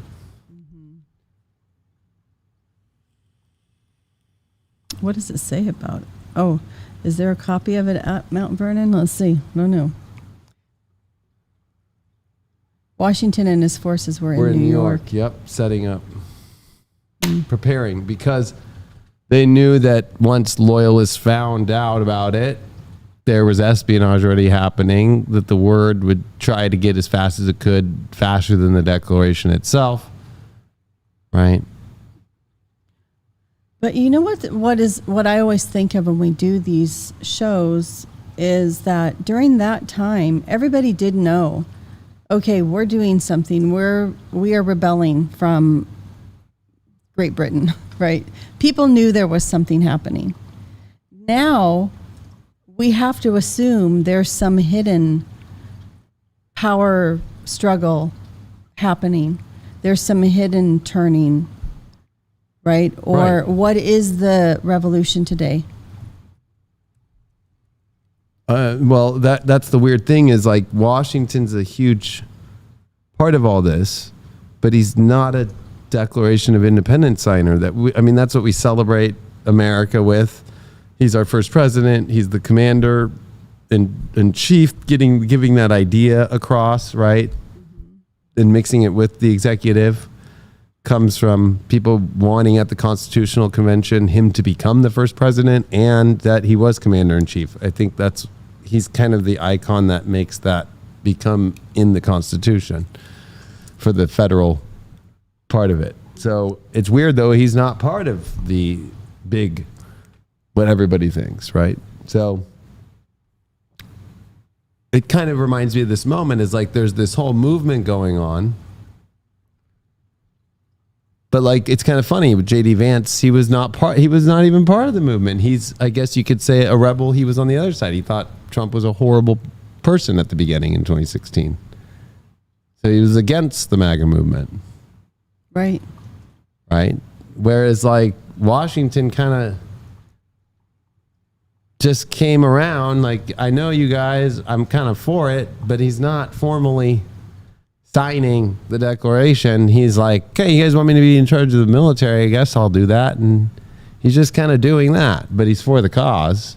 His cause comes more into effect during the war. And when Pluto really comes into Aquarius, like he has to keep all the troops and everybody excited about this thing because everybody starts not believing anymore. And Benjamin Franklin's like a cheerleader in France, like, don't worry, guys, drink more wine, give me more money.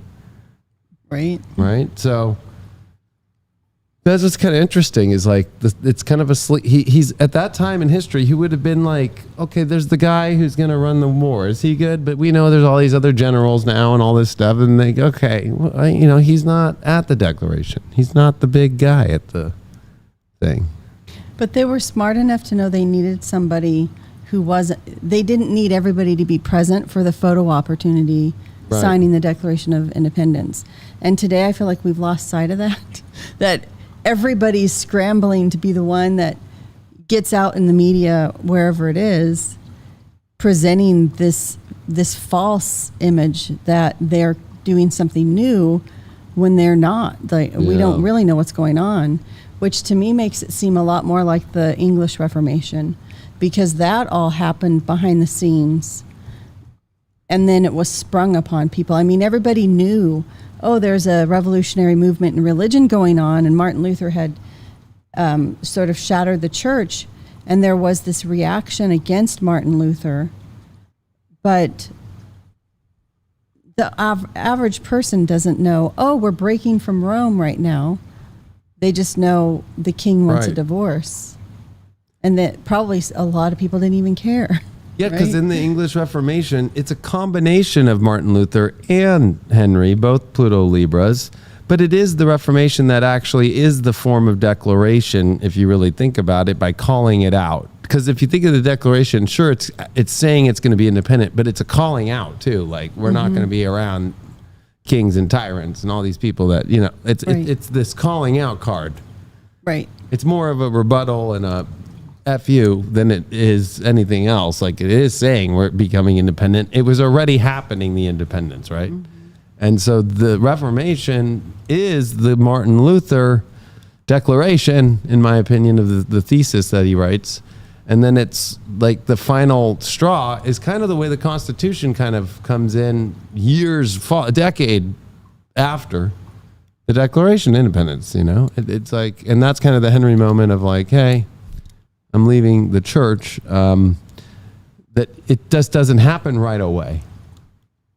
Because even Washington's role is kind of like Henry in the Reformation, meaning that, he's wanting that, right? Like Henry wants Reformation, but it's not going to be an easy road. He's going to have to fight a decade-long battle. And he also flips completely. Right? Yeah. What I think is really interesting, knowing they were both Pluto Libras, is this whole Defense of the Seven Sacraments that Henry wrote with Thomas More's assistance, and it's defending the sacraments of the Roman Catholic Church against the attack of Martin Luther. So that's the cover sheet from it. I'm trying to see what are the names down here. And what's interesting is that Thomas More was fighting, was against, let me see what happens if I move that. Trying to get a better view of it. Well, that's a good view. Anyway, but Thomas More was really for trying to get the Pope to be a better, more Christian Pope. And he felt like the popes were too involved in wars and they were too concerned with their decorations and the artwork and money. They were too worldly. So he's thinking, oh, Henry's going to be this guy who's going to change the church and reform the church, but do it from within. But then Henry goes along with that and gets all this attention for writing this work. And then Martin Luther responds. And then, so Luther's reply against Henry, King of the English. Let's see if they have, I don't think they have a cover sheet from it. So he writes this response and they go back and forth. So they're both stating their case for why, Luther is saying, here's why we need to totally reform the church and break from Rome eventually is what happens there. Henry is saying, no, the church is infallible and we have to uphold its sacraments. Then Henry swaps and changes over to Luther's side. Which is very much like J.D. Vance. It is. That's funny.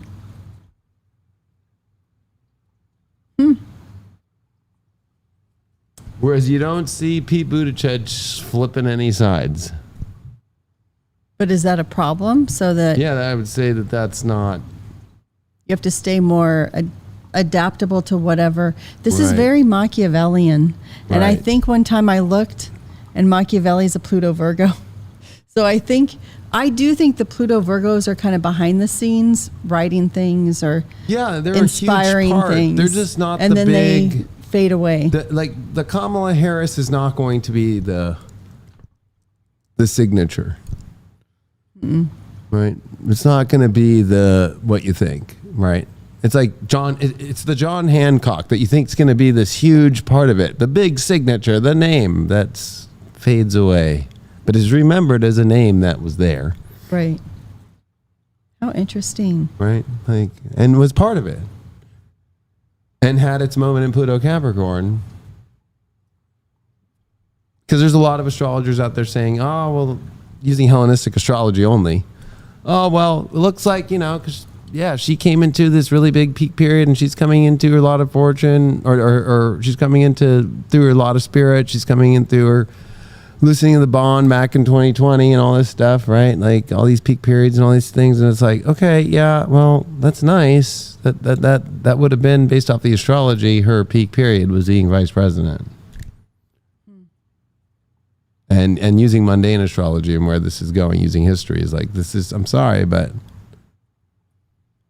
And I think what pisses off a lot of people in the American Revolution is somebody like George Washington, because there's all these guys, they're signing the Declaration, they're setting all the meetings up, and this guy shows up once in a while. And John Adams, another Pluto Libra, is the one who tells in the actual meeting in 1775, hey, who's going to run this Continental Army? And he goes, Washington is. And then everybody said, yeah, Washington. Ben Franklin, they all go, Washington. He gets picked, right? He gets chosen. Like, oh, okay. And so if you were to think of all the Pluto Virgos that were older in there, like, what? Exactly. This guy. But Washington, or the Pluto Scorpios even. Right. But Washington was looking out for himself and his family and his own interests. He didn't have an easy time. I know he had a really difficult time during the 7 Years' War or French and Indian War on the battlefield, and he kind of got wronged by the generals. He was really disgruntled, and that's probably why he was happy to join this new nation that's forming. because he'd been treated horribly in their military, and he'd been told, you're going over there. And I mean, it was confusion. So he endured a lot of the confusion of the British Empire that wasn't working.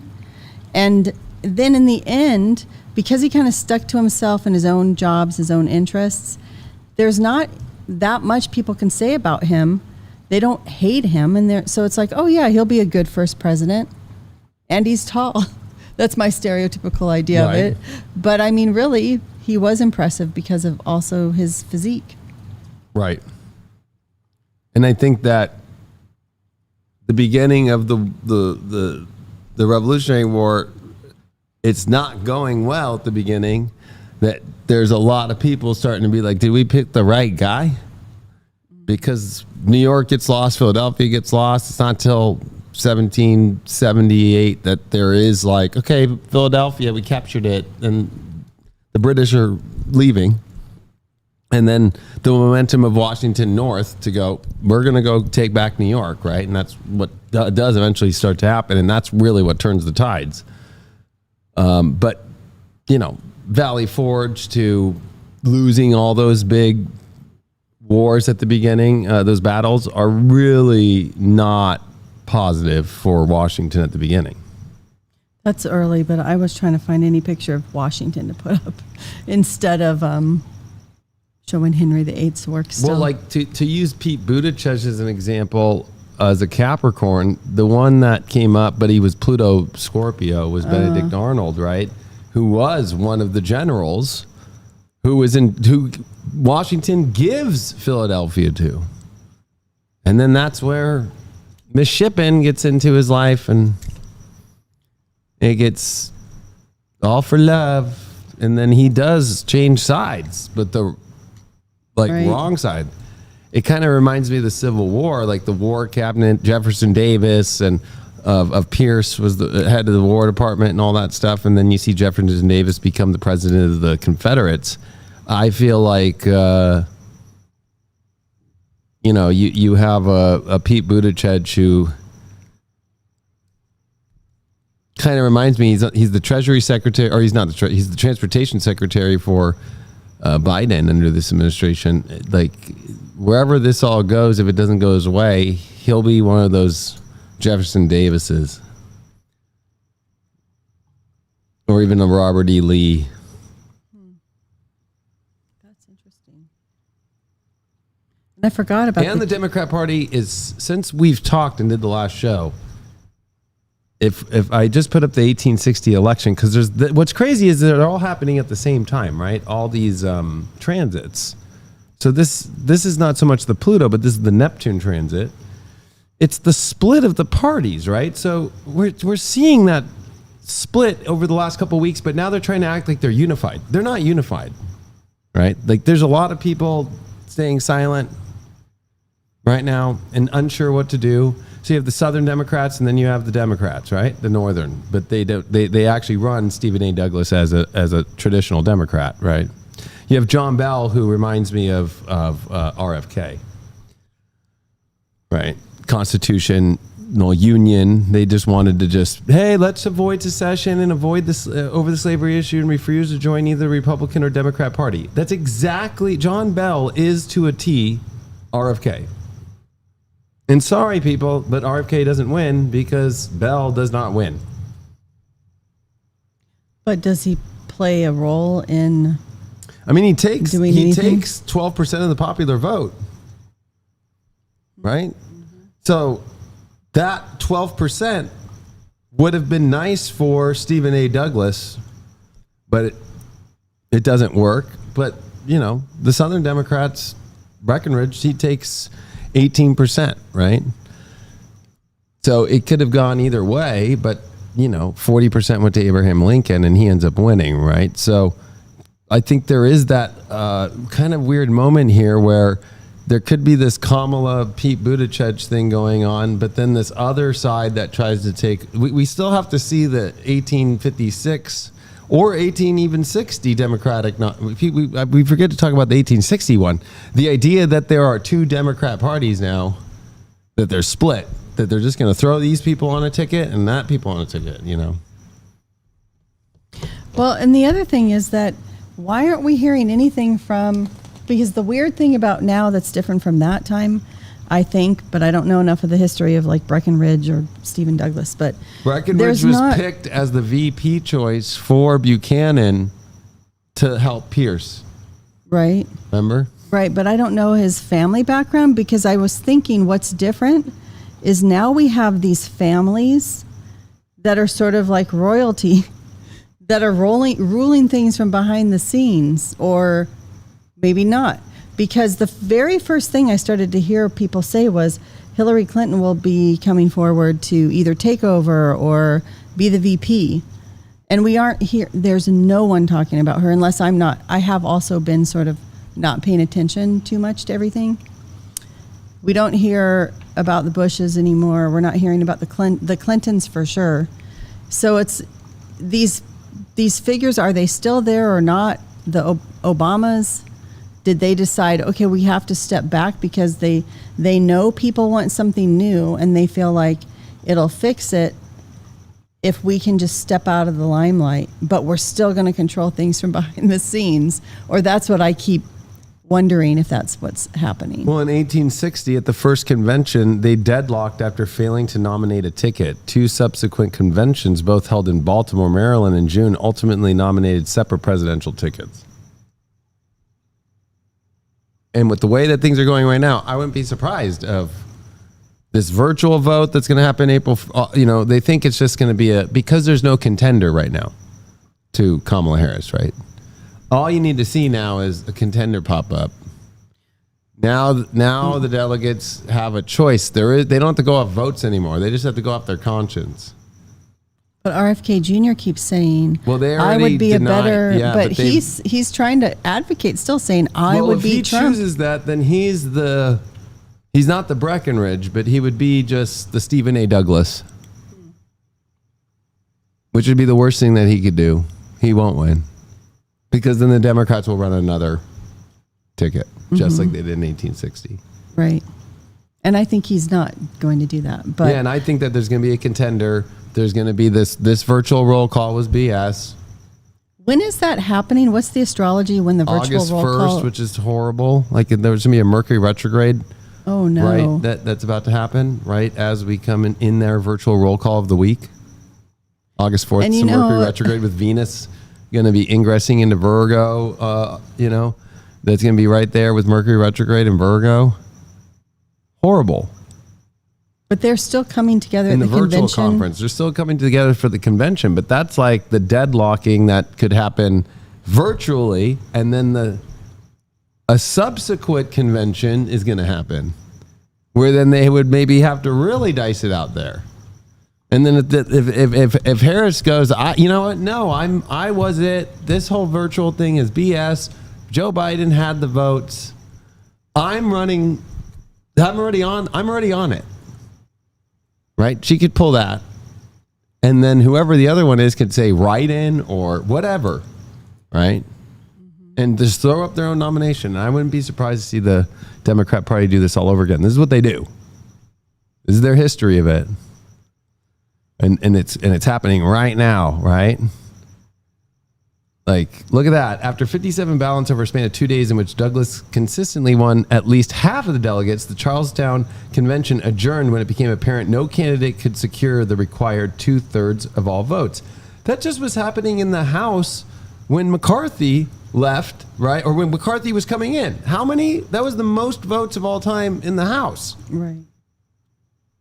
So for people to think, no, this is all just going to be clean and easy, and no, yeah, right. The Democrats are about to do the same thing they always do, right? Then that came down to, at the Democratic Convention reconvened in Baltimore on June 18th, but many Southern delegates boycotted the convention or walked out in protest after the convention adopted a platform in which it pledged to abide by the decision of the Supreme Court of the United States upon questions of constitutional law regarding slavery. So it could be about abortion, or it could be, right, like some situation that's like probably this whole nomination process of the virtual and the fact that the president dropped out and Harris just got the money. Because people don't realize the money, that's what's actually happening right now. And then I bet you the Supreme Court's going to rule on it, and then there's going to be this whole fucking thing. Pardon my French, but this is where their radars aren't on this right now, because the way that they brought up Harris and just said, she's the nominee now, and now the delegates, like, there is no delegates saying that is for sure, right? They're just, the media is telling you, the way that they sold it, right, is like, yep, well, there's no contender, so the delegates are going to do their virtual roll call, and it looks, they even will say, really slightly, it looks like it's going to be Harris because there is no contender.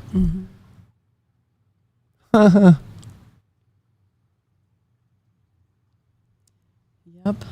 And then when Neptune goes out of Pisces, it's in November or September? And so look at the Southern Democrats who had boycotted or walked out the Baltimore Convention, held their own separate convention and adopted a pro-slavery platform and nominated incumbent Vice President John C. Breckinridge for president, with Senator Joseph Lane of Oregon as vice president. While Douglas and Breckinridge received a combined 47.62% of the popular vote, they lost the election to Republican candidate Abraham Lincoln because they were split. Well, we'll see. Right? And here's how the convention looked, sketched out. Rioting, people inside, upset, throwing their top hats.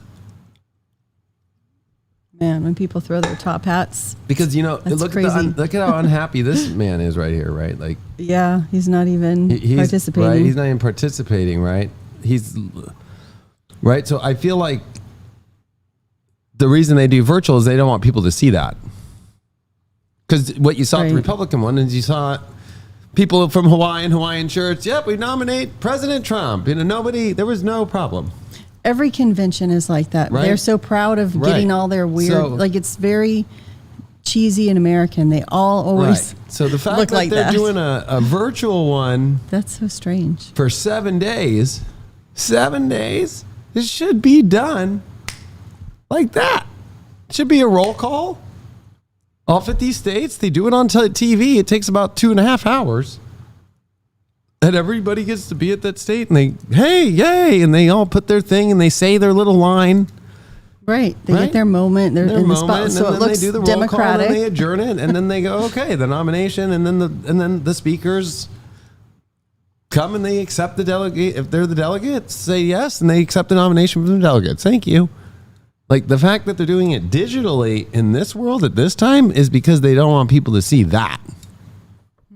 Which actually is crazy, because they could lie and say that, no, it is real, and then actually get to the real thing and then be like, there's a problem here because that's not it. And this is where Democrats they're already hyena jumping on top of everybody right now. So It's going to be interesting, because it's also set up so that it all happens behind closed doors too, so that it can be covered up if there is an argument. I mean, I would assume that's the hope. So how much will actually get out? And it won't get out in some media channels. right. And it really, what matters more, I think, in this election than in any recent one or any that I ever remember is people really have to pay attention. And there's so much going on to try to get you to care about things that don't matter, right? Like, what's anyone's what's the platform? All that has happened in the recent days is Harris talking about how Trump is like a man. Like, what was that comment she just said? Like, I've defended, or I've seen men like that. I know what they're like. Right? It's just setting up this big image of what's the other side like. Do people ever talk about their platforms anymore? Because at least at this time they were talking about slavery. I mean, the Republicans have their platform. It's changed a little bit. It's not so much about physical responsibility, right? It's much more about getting rid of inflation now, or maintaining, freedom and civil liberties, right? Which is more of a Democrat thing, but it's the original Republican thing, actually, technically. But but that's what's weird is, there was the Dred Scott decision that declared that the Constitution protected slavery in all territories, right? And that's something that is a Northern Democrat not happy thing and a Southern Democrat happy thing, right? So you're going to have Democrats who are trying to save their seats who are going to be like, well, my state, we allow abortion. Like, whatever. It could be like all these weird things, something that's not happy about, you know. There's a lot of things that are going to be really weird here. And, here were some of the party platform disputes. The delegations from 7 deep South states met in separate caucus before the convention. They reached a tentative consensus to stop Douglas. So right now, as we speak, there is state delegates, I guarantee you, for this whole thing, being like, how are we going to stop Harris and put who we want up? Stop Douglas, right? How do we stop him? Which Douglas was a senator, ironically enough, just like Kamala Harris was, although the incumbent vice president was Breckinridge, who also was in the election as the other Democrat. So it's weird. It's weird. And that's why I think it's really interesting that Biden chose that quote about the Republic and specifically mentioned, you know, that we are a republic. Right. And so here is one of the major issues that can come up in a republic when you have all these states that belong to a party, but they don't necessarily agree about the best way to run the nation. Look at this. As the Dred Scott was extremely unpopular in the North, and Northerners said they could not carry a single state with that platform. Right? This would end any Democratic prospect of retaining the White House, and no previous candidate had won the presidency without winning either New York or Pennsylvania, and only 4, John Adams, James Madison, and John Quincy Adams, and James Buchanan, had been elected without winning both. You know who was one of those people? But now it's like, they say it's like Ohio and maybe it's still Pennsylvania. I think they added Ohio and Pennsylvania. Is Biden did that weird thing, or it was Trump. It was Trump or something like that. It was Trump or Biden. I think it was Biden that just did. Like, how did he win with that? Like, kind of like a weird thing, right? And we're talking about at those times. So they're saying like, there's no way we can win New York or Pennsylvania in the North right now. So there becomes, and that's what you're hearing right now is like, we're going to lose the House, the Senate. That's what they were saying about why they needed to take Biden out. To take Biden out. Yeah. And then the minority Northern report was substituted for that of the majority Southern report by a vote of 165 to 138. The question next in order before the convention was upon the adoption of the second resolution of the minority of the committee on this question. Alabama, Arkansas, one of Delaware's delegates, Florida, Georgia, Louisiana, Mississippi, and Texas refused to vote. The Douglas Party abandoned the vague second resolution, and it was defeated by an overwhelming vote of 238 to 21. And so the Southern delegates walked out of the convention in protest. So could that happen? Oh, big time. Well, it's probably already happening too. It's probably happening right scenes. now as we're speaking. That's what's we crazy. just don't get to see it. That's why it's a weird combination of Henry VIII's time. That and the other thing is too, if you think about Henry VIII, why he wanted to make all those changes was not just because he wanted a divorce, but because you can't have a pope who is like this totalitarian guy trying to tell you what to do. Right. You can see again what the argument's being made now is we can't win to defeat the fascist Trump. Like that's what you hear all the time. And it's setting up what you want to defeat, the idea that we have to defeat something that takes away our liberty. And that's instead where of the Democrats a reason can't, for voting for them. Get on right, because they're knowing that saying that to all these Rust Belt states like Pennsylvania and stuff isn't going to work. The same thing. There's 6 men up for right now. You see on CNN and everything about who's going to be the VP for Kamala Harris. And here's the 6 candidates that were presidential nominees or candidates that were trying to be, and they're acting as they're split right now. That's the threat. Abraham Lincoln, the guy who's going to get rid of our slavery, right? Get rid of your rights for abortion. Get rid of your things, right? It's the same thing. Wow. That's really interesting. Isn't that crazy? Yeah. Right? And being, like, the same thing, but that, like, to go back to like the Reformation to kind of end, it's like, so yeah, I think that's what's interesting is like there are the people who like push it out, those Pluto Libras who kind of push it out, because really the whole Tea Party movement was not Trump, right? Like that started under when Obama was around, and that's like where you start to see like what's his name? He was Speaker of the House, Paul Ryan. I think he's a even though I don't like him, but he's a I want to see his astro if he's a Pluto in Libra. Oh, he's 1970, so he's Pluto Virgo. No wonder he's not around anymore. These Pluto Virgos, come on. Right? But like if you think of like Marjorie Taylor Greene or any of these people in the MAGA thing now or anything like that, they're all Pluto Librans. So, right, like that's Matt Gaetz, like all these people, like they're all Pluto Librans. Right? So what's AOC? Is she's Pluto Scorpio. So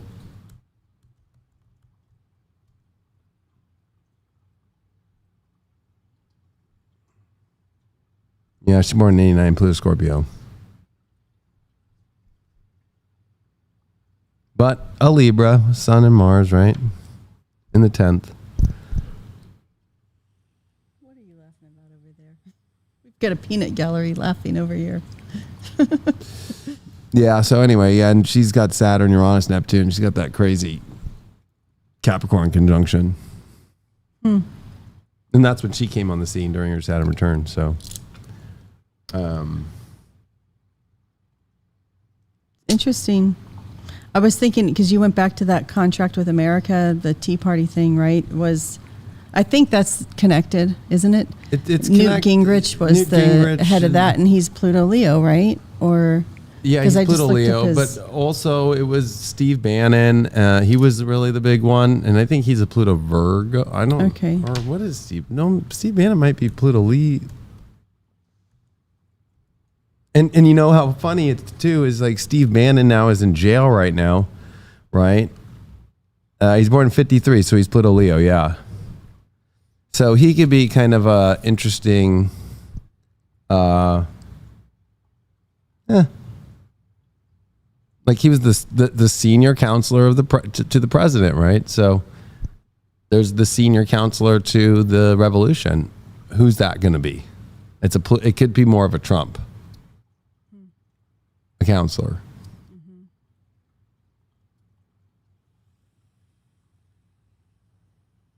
Very interesting. And RFK Jr. is Pluto Virgo, or is he?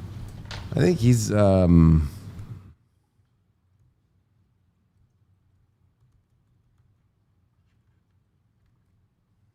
what's interesting is he has Pluto all over his stuff too. And so a lot of people want him so bad, and that's a very Pluto thing. You're going to see people, becoming obsessed if Pete is the guy who I suspect to be the guy, right, for the Democrats, at least vice presidentially, maybe even more. But see him, and he's Pluto Leo too. But RFK is not. I mean, he has the closest chart to Benjamin Franklin, ironically. Right. So, and he does have Mars, Saturn, and Scorpio. Again, that's another signature of like J.D. Vance and him have the same Mars, Saturn. Wow. Right. Pluto, but no Pluto Libra. But but then there's a Mars Saturn connection that's pretty intense there. But that's the thing is. I think RFK being in between right now. So you don't see is him not the best place to be in these times. Nobody is. Nobody's. People are saying, "Oh, it's all a show. Be in the middle." Okay, good luck, and somebody's going to take the cake. So you don't see him being a disruptor? I don't. No, he's got. That's the thing. He's a Capricorn. So Pluto comes in, and you think you're going to transform everything. It's already transformed you. It's already done it. There's no more you can get out of Pluto, as far as it already gave you. Right? Like Pete Buttigieg thinks he's going to make it to the next level. He's not. RFK thinks he's going to make it to the next level. He's not. Right? Like, Benjamin Franklin didn't go up any next levels. He just stayed what he was doing. He was governor of Pennsylvania, though. Right, but I'm saying that he didn't become the president, or he didn't become, right? Well, he didn't. Right, he got to be a counselor to and a voice that people took serious and quoted at the Constitutional Convention and today, and then the treaties that he did. But he was already a guy who could do all that, and he was dealt with the money and the printing of money and the treasury and the post, right? So that's stuff he was already doing, like, in his life. So, yeah, and I know people want all this stuff from RFK. It ain't gonna happen. I'm just telling you right now. Unfortunately, it's not gonna happen. So get over it. Okay. And I'm just telling it to people, right? Like, and he's always gonna go against whatever the trend is, right? Because Uranus is in opposition to his Sun, Mercury, Venus. He's always like, oh fuck, whatever they're doing, I don't want to do it. Huh, right? And look at him. He's another lunar eclipse, just like Trump. Right? But he has Uranus in opposition. Could I ask? So the people feel like they can do, but he has a South Node Uranus. So does J.D. Vance. If anything, South Node. Okay. He could maybe be like J.D. Vance's VP if something happens to Trump or something like that. I just have a kind of unrelated question about his chart. Where can you see that his father was assassinated? Or do you... look at another Sun-Venus conjunction, like Biden. Even though Biden didn't have assassinations, his wife died. Oh, yeah. Right? I was talking about that, but that's Scorpio thing. But that in Capricorn being like his father figure who's in politics, Venus and Mercury. So then there's like, it's more than just his uncle. It's his dad too, right? And he has a moon... lunar eclipse with Uranus there with the South Node. It's a past life family disruption. Then it's all in square to that Neptune, right? So it's like, what is happening behind the scenes? What is going on? It feels unfair. Where's God? This is unfair. Wow. Right? And Mars and Saturn, like, he will not die. He will survive it. He will not be like his predecessors of his line. In Scorpio, that is the ultimate survivor. If a nuclear bomb went off, RFK would still come out and need to clear his throat. Well, he's the one who's catching all the rattlesnakes and all that. So. Well, at least everybody can talk like me now. You know? And he would still be like, is there a young lady around here? You know? Right? Like, that's the thing. So, no, I think RFK is going to be an advisor. I mean, that's what his chart's showing. He's a Benjamin Franklin advisor. Yeah, that's what I always think. Yeah. Maybe he'll end up as. He's not an executive or a leader that can hold it together as a country. But if there's a nuclear bomb, you want to be around him. And if there's a snake somewhere, you want him around. Plus, he has his ascendant at 2 degrees Leo, so Pluto is coming to oppose that. So, what is it up with all these Leo risings, though? Well, that's what's kind of crazy is we've gone into this a little bit, that there weren't a lot of Leos themselves. But it's hard to find the risings for everybody in those times in histories. But it's been a Leo rising thing that is just like, because Trump, J.D. Vance, RFK, there's all this like going to that side, right? And then we don't know Pete Buttigieg's, but I bet you he's opposite. I bet you he's born in the morning, and I bet you he's an Aquarius ascendant or something, like it was Venus retrograde, like, you know, or something like that. And people are in that weird Pluto Aquarian where the world's going into a weird place, and they want people with raw authenticity. They don't want the preset, you know, fake persona thing. people miss the, it's not theatrics. Leo's not theatrics. It's actual like passion, right? So like I saw people with like Hulk Hogan, right? He's a Leo. He spoke at the convention. There's so many Leos. Like Vivek Ramaswamy is a Leo. JD Vance is a Leo with Leo rising.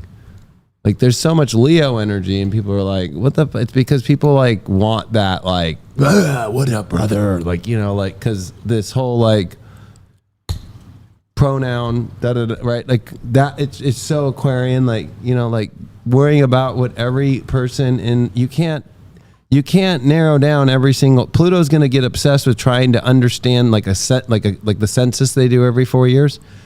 Pluto and Aquarius is like you as an individual trying to do the lineages and the pronouns and everything about each individual 8 billion people on the planet and know everything about every single person and their lineage and their lines and who they love, who they don't love, how to talk to them, how not to talk about. It's impossible. You're going to go crazy. Right? So it becomes this place where people just revolt against that whole red coat thing. Like you're just following this king guy and just like, you don't have your own kind of expression. You're all wearing the same thing. You're all looking the same way. You're all saying the same lines. To country and king, sir. Right. Right? Like, wow. Boom. Nope, you're gone. So, yeah. And then, or even like Henry VIII. Like, nope, I don't care. I'm not a Catholic anymore. And that was where I was going to kind of end on that Reformation thing is like when it gets to Henry and the annulment, it's off a marriage, which I think is so interesting because there is something about the partnerships with the Pluto Libras, right? And there might be questions with JD Vance because I don't think his wife is a Christian. She's from India, so. Or she definitely is like Vedic, and what's interesting is they named one of their kids Vivek because they know Vivek, and he's not Christian either. If anything, JD Vance is the thing that could change the country to get away from Christian nationalism, even though he's a Catholic, which is so weird. That is weird. With his Indian wife. Yeah. Huh. But I think that's what's so interesting is like, of course, Cardinal Wolsey, and then, as long as Wolsey had his ear, Henry's Catholicism was secure. But in 1521, he had defended the Catholic Church from Martin Luther's accusations of heresy in a book he wrote, right? So you just brought that up. But it's not until that it gets to where it's like, look at that. In 1529, the king summoned Parliament to deal with the annulment and other grievances about the church. The Catholic Church was such a powerful institution in England with a number of privileges. The king could not tax or sue clergy in civil courts. The church could also grant fugitives sanctuary, and many other areas of law, such as family law, were controlled by the church. For centuries, kings had attempted to reduce the church's power, and the English Reformation was a continuation of the power struggle. So there is that wanting to reduce the power of some sort of check on power or just too much regulation, because that's regulation. However you want to look at it, but you can get in the weeds, but at the end of the day, it's regulation. And what do you hear right now from Trump and all that? No more regulation. Get rid of the FBI. Let's start over with that. Like, not allow this anymore. Like, cut the money from NATO unless they're paying the same amount. It's so much like what you see here. Yeah. I was about ready to go off on something else. No, go off. I would love for you to go off. I want to hear. I guess the thing that I really think is similar with King Henry VIII's time as well. And so what's really interesting about the Trump assassination attempt, because I don't think we haven't talked since that happened, right? No. Is that it really was this moment that I think this is when everybody probably thought, okay, Biden's got to go, because there's a lot of momentum behind Trump at this point. But what happened during that moment that so many people are resonating with was what happened when, like, what was Trump's instinctual reaction? He got back up and said, fight, fight, fight, or whatever. Just the fact that he gets back up and he's looking at people. And then when you look at the whole crowd around him, and everybody has adopted that same body language, right? And that demeanor. So right there, it's so powerful and very human and real, authentic. Through that moment, that was so, whatever was happening, and maybe it didn't happen, maybe it happened. I'm not talking about that or arguing it. I'm just saying how significant, what significance it holds right now, that I think got a lot of people really worried about their positions in the election, was that it spoke to so many people because it was such an authentic moment, which is so rare right now. And I think that's what people are looking for. And that's why I think when you talk about Leos, that, you know, a lot of people criticize or whatever, that the Leo energy, a lot of people can't deal with people who are very confident, or like imagine Benjamin Franklin. I know he was a Capricorn, but with his Pluto Leo, he was an RFK Jr. Yeah, well, yeah, just going out and being who he is and knowing that that's what it took in that particular moment. People loved him because he followed his authentic direction. He was a scientist before it was cool, right? He wore the beaver pelt hat before it was cool. He made all these things cool. He just was like himself. How RFK is with the vaccines. Yeah, he doesn't apologize for his position. He owns it, and then he's disowned by people because he's being so authentic. And the family thing, right? Like his family doesn't support him. Some of his family, right? Right, some of his family. Mm-hmm.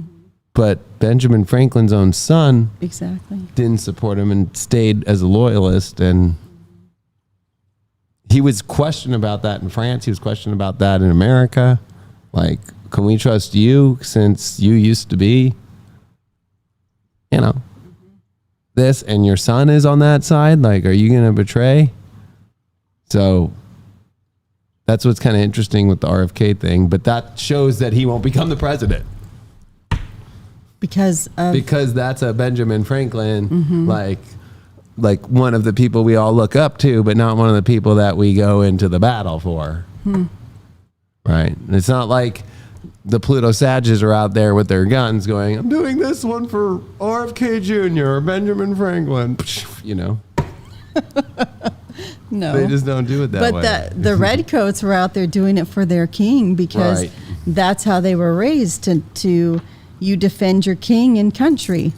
And it was and that was the inauthentic. It didn't feel right anymore for what the colonials were experiencing, or the colonists, right? So I think that the moment authenticity starts to peek through, people really, I'm just so surprised by how many people can't deal with it. And, you know, whether it's in a personal relationship or big on the national stage, the minute someone's authentic and is not afraid of sharing their thoughts, feelings, even if it's just calling someone out on something and not just being passive aggressive about it, people can't handle that, you know? No. And it's, I don't know. And there are these moments that I feel disrupt the inauthentic times. So I feel like we're in the midst of that kind of moment now. I think even Henry VIII, he was tired of playing the game with the church, and that broke apart. Sure, he was still the king, but he was obviously a very radical, different kind of king. And he changed. Yep. He played that role of completely changing the British polity, right? Yeah, and it reminds me, like, when Henry VIII actually would go and be part of, I'm going to go joust.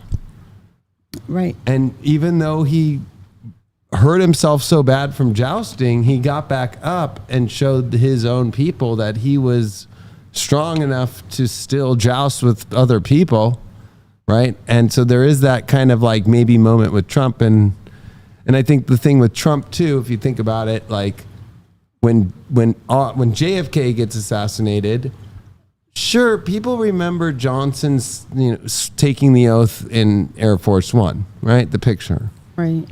But Johnson's not loved that much, right? It's the Senate and the House that are Republican that vote for the Civil Rights Act, and he just signs it, right?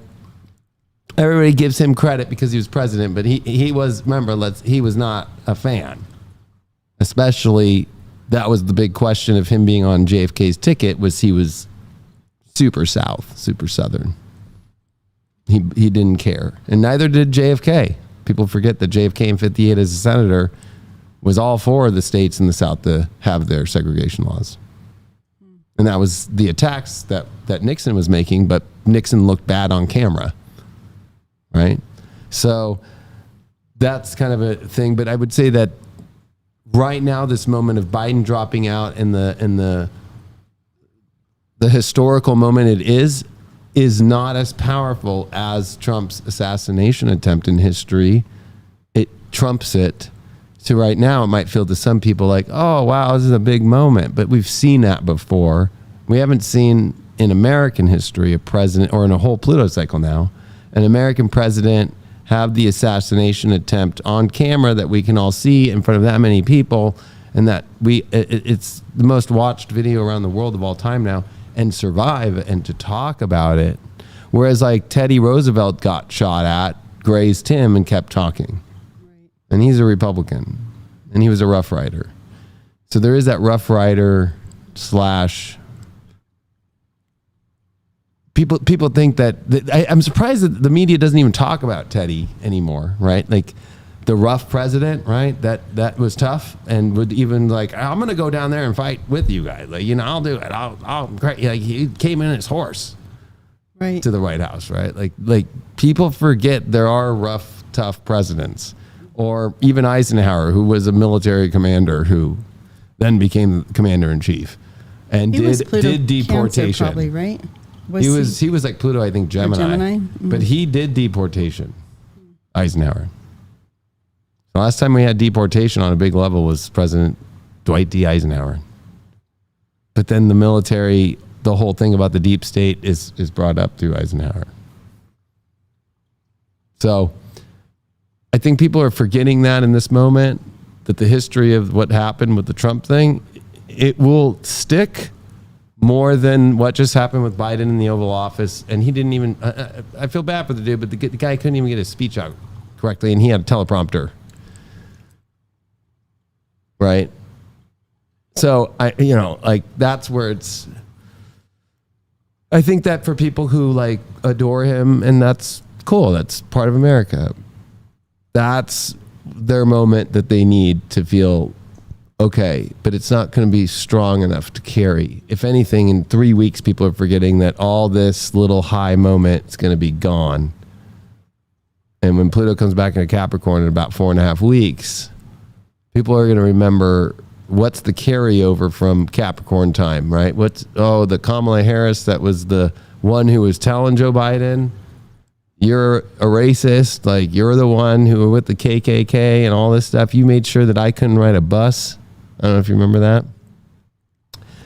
And then the Trump's in a good position because, well, I told them, stop locking people down. Stop. I never told you to take a shot. I never told you to do this, right? Like, that's the kind of, I never forced you. I never took away people's civil liberties. I never, right? Like, those are the kind of things that are going to come back up to people's like awareness, and then the remembering, like, look at the questioning right now in Congress about, it's a bipartisan. It's not like Democrats, you could see that there's a good part of this country where Democrats and Republicans both want to get to the bottom of the shooting, and they can't get to the bottom of it. That is the big red herring right now, that right. They're using the Kamala Harris and the Biden fall as the red herring to get away from that talk.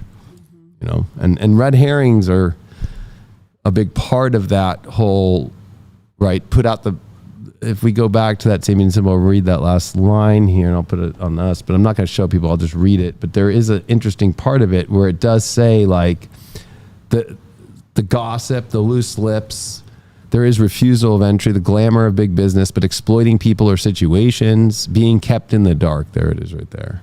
And I think the fact that people are feeling this being kept in the dark, or like, why isn't Biden released the Epstein stuff? Right? Like, why didn't he? He's still in there. If Kamala Harris really wants to be president, why don't you tell him that in order for me to win, you need to release the Epstein stuff?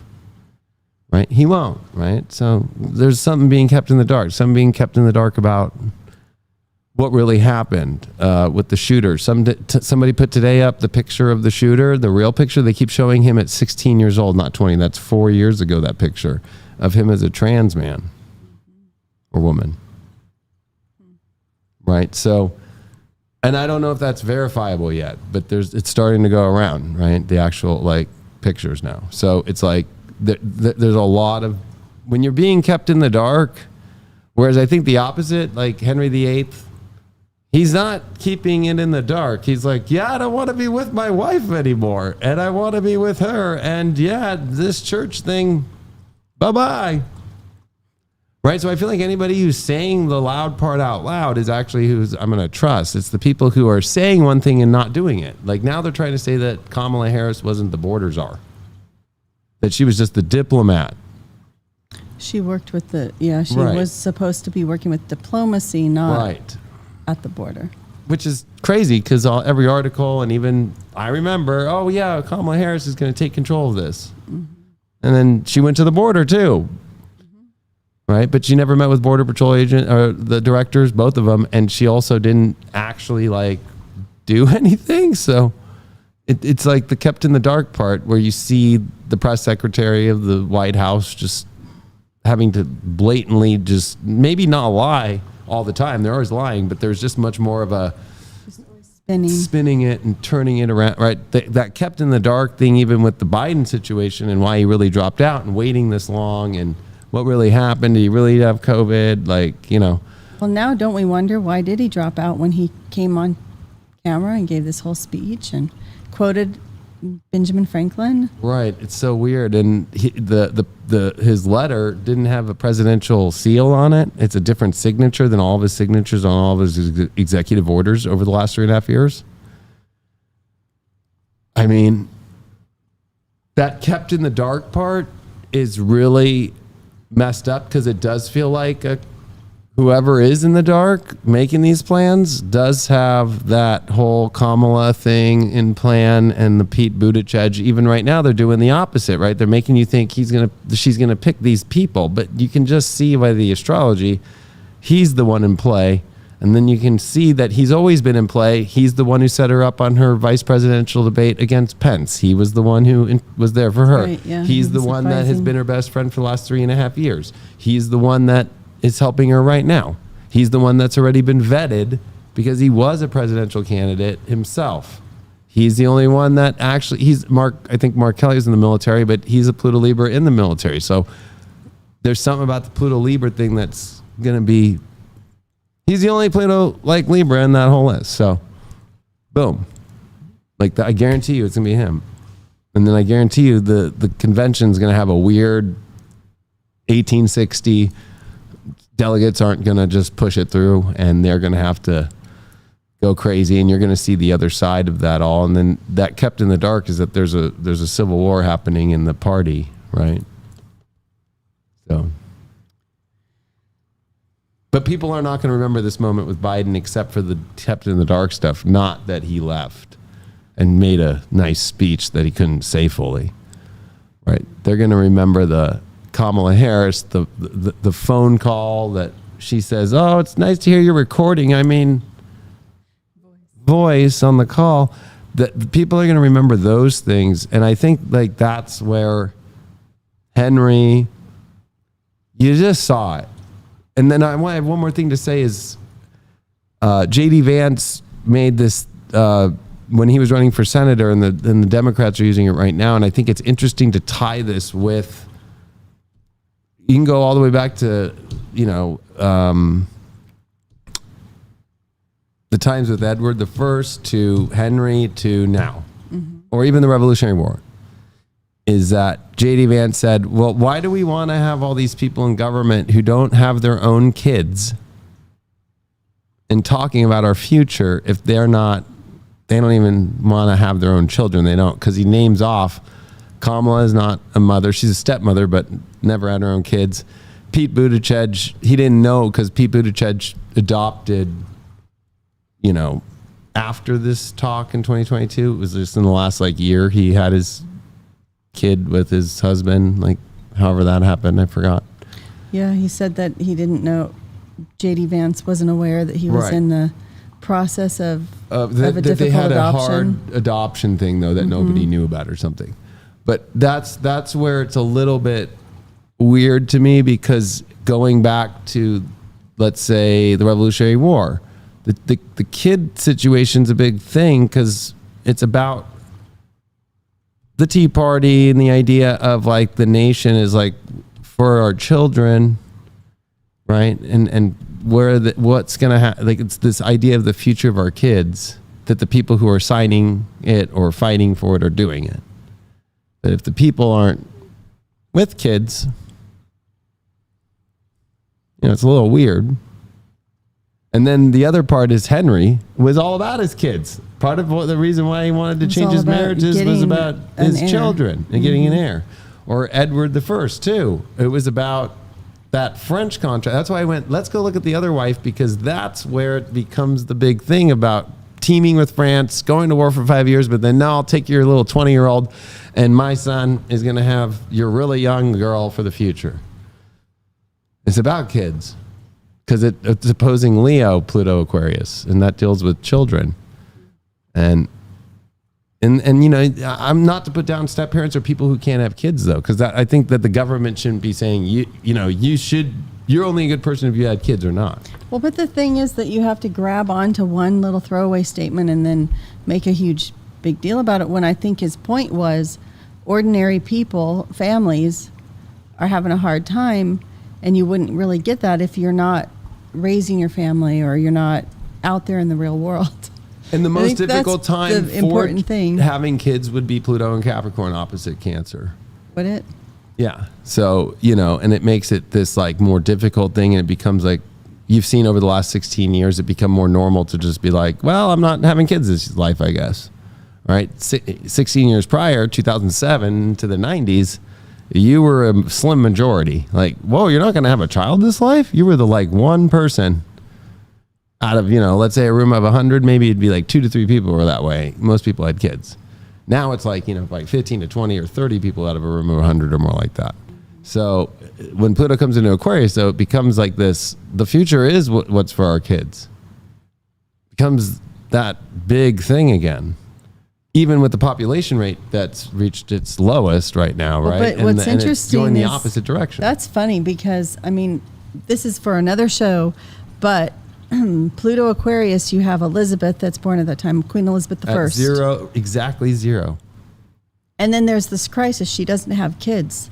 So who's going to take over? And then that's how James becomes king. Right. And also, there's all these women monarchs, or these women in line for the throne. After Henry tried that whole time to get a male heir. Right, which he does get. Mm-hmm. And then he does become king, but it doesn't last too long. And then they try to replace the woman coming in with another woman. Right. And then it's all these. Yeah, I was thinking about, we should talk about Lady Jane Grey. But, we should do that on the next one, because that does kind of go more into the depths of Pluto Aquarius more. Really what it does do are crazy, weird swaps. And Jessica Adams, the English astrologer out there, makes a lot of her Pluto Aquarius predictions right now based off using Henry VIII and what happened with Elizabeth. But I think she's missing that whole part of what you just said. She didn't go have kids herself. Right?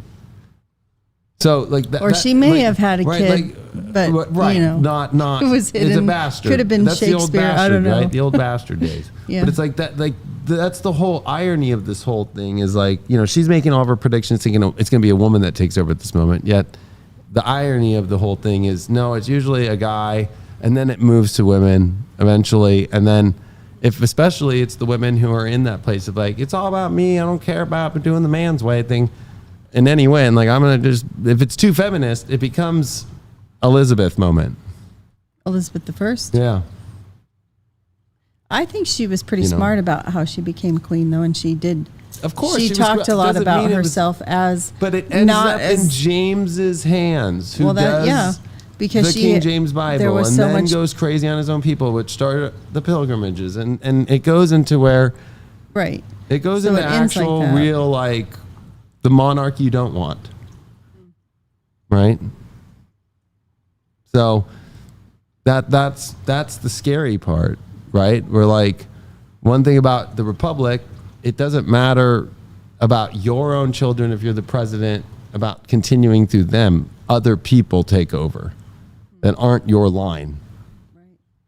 And that's what Pluto craves about. And that's what sucks, because she's a British astrologer, so she's stuck in that idea of the monarch and forgetting about that in America, it's not about our line. Whoever's next is whoever's next as a human being in the country. It doesn't matter who it is. It doesn't have to be a bloodline. It doesn't have to be a who's who. It could be anybody. Right.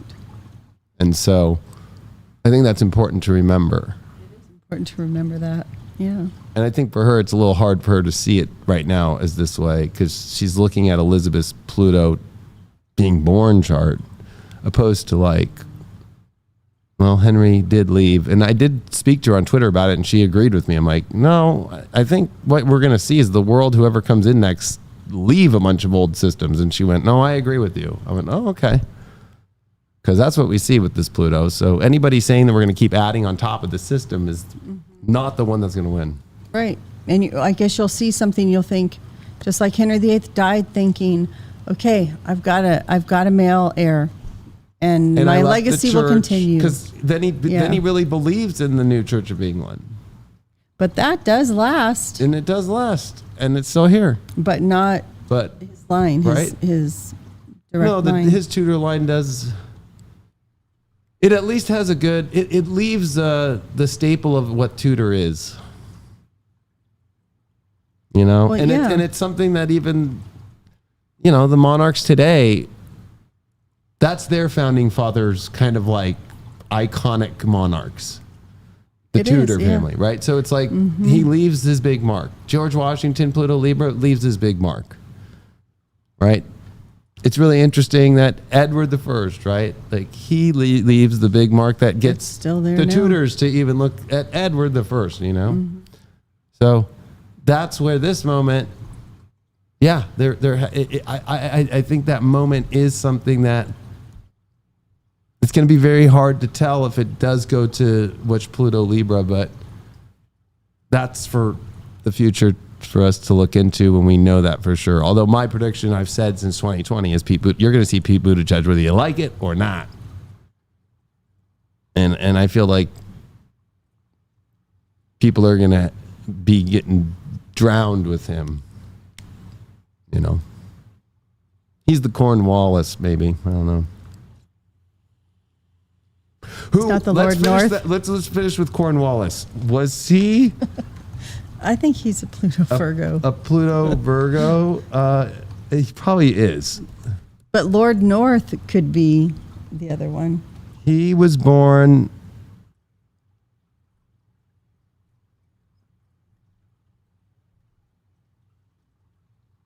Just think about how he acted at... 1738, so he's Pluto and Aquarius, or Pluto... he's...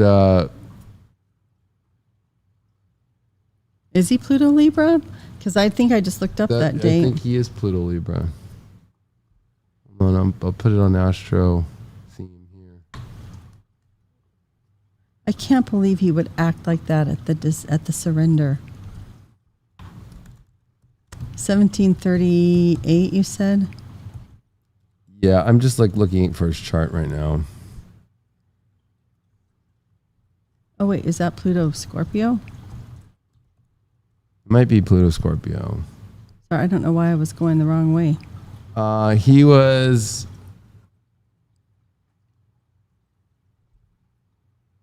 Is that right? That's the wrong...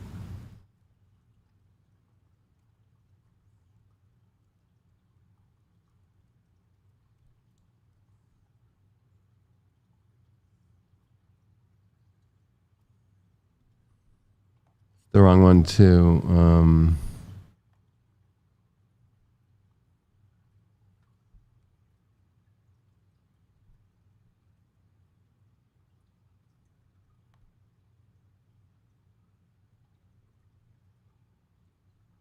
Well, he was definitely a Capricorn, right?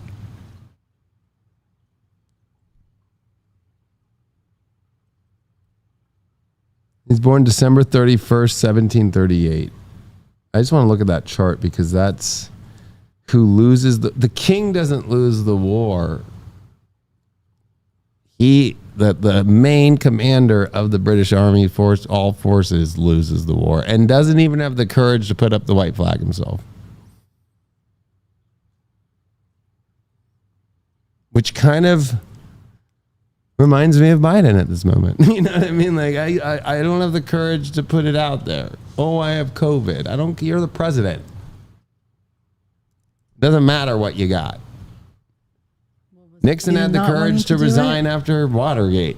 Yeah, that's what I keep thinking about. I mean? Why could Nixon do that? Like, what is this whole no, I can't, I got COVID. I'm going to just sit around and not talk.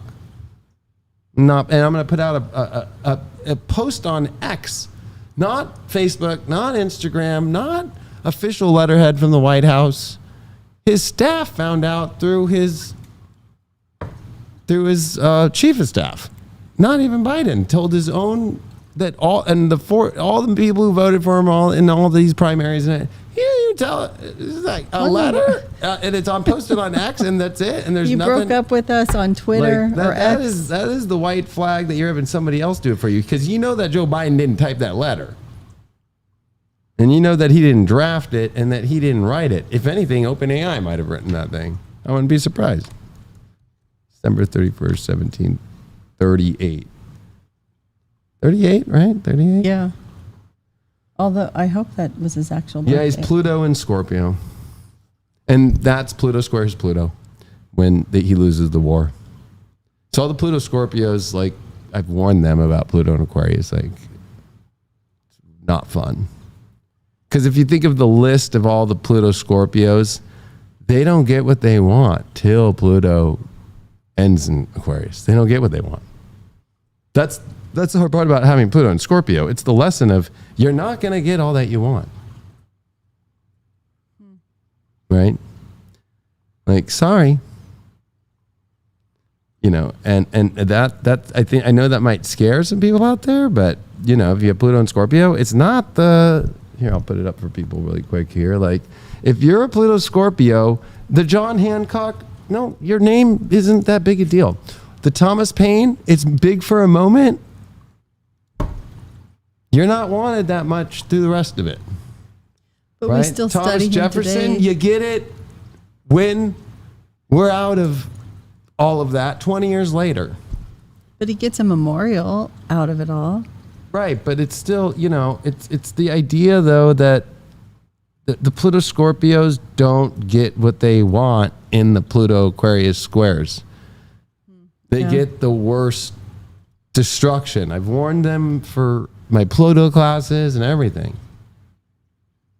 Like, they lose the biggest thing of their life that they've always wanted, right? So, like, here's Cornwallis's chart, right? It's like, I did it on here. Like, Pluto at 5 degrees of Scorpio. When Pluto was at 5 of Aquarius is when he knows he's done. The war's over. You're done, bro. Right? And he's a Capricorn. So any Capricorn who comes up thinking they're the one who's going to save the world and win the thing and do the thing when Pluto comes into Aquarius, because he was a Capricorn, right? Oh, yeah, I'm putting my Capricorn. He's going to be the commander. He's the chief of all of the British forces. He's the smartest military man there ever was. Nope. Well, and what's funny is he does go on and he's successful, but he always has this. I'm sure that this moment was what always bothered him, right? Right. And guess who has a Venus retrograde in Aquarius as a Capricorn is Pete Buttigieg, just like Cornwallis.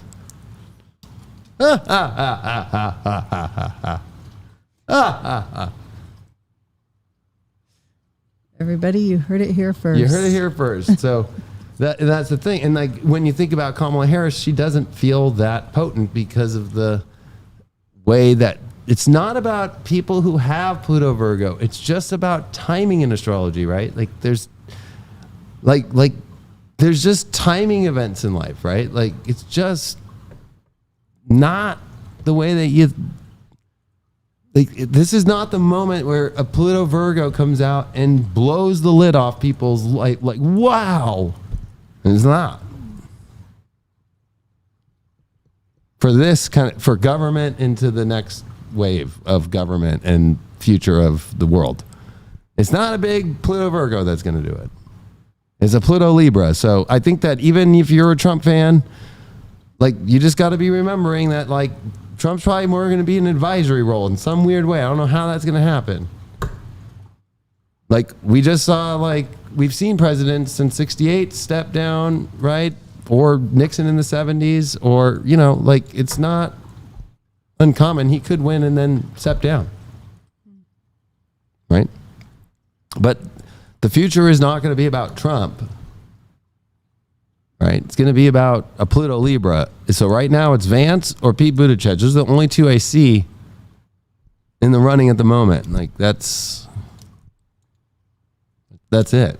It's about the path of those two, which way they go, right? And even Vivek Ramaswamy is a Pluto Scorpio, so that's interesting, right? So it's like he's not gonna get it the way he wants either. So maybe the Vance moves better astrologically, because I remember thinking that I was like, well, he is Pluto Libra, Vance, and Vivek is Scorpio Pluto, because I don't think Pluto Scorpios really know that it is the worst. Pluto Scorpios their whole life always feel like I want all these things to happen to me so bad, and I can prove it. I can show you it. Doesn't mean the universe gives it to you, and especially in Aquarius. Sorry. Especially with most Pluto Scorpios of Uranus and Sag or Uranus and Capricorn. What happens? It goes to the other person, or it goes a different direction, or it's a different story, or somebody better than you gets it and you don't get it. So that's what the Pluto Aquarius story is going to be for all of them. It's dispositing their Uranus, and they have all Pluto Scorpios have Uranus and Sag and in Capricorn. And so now it goes to somebody that has more knowledge and somebody who's better at getting to where you need to go.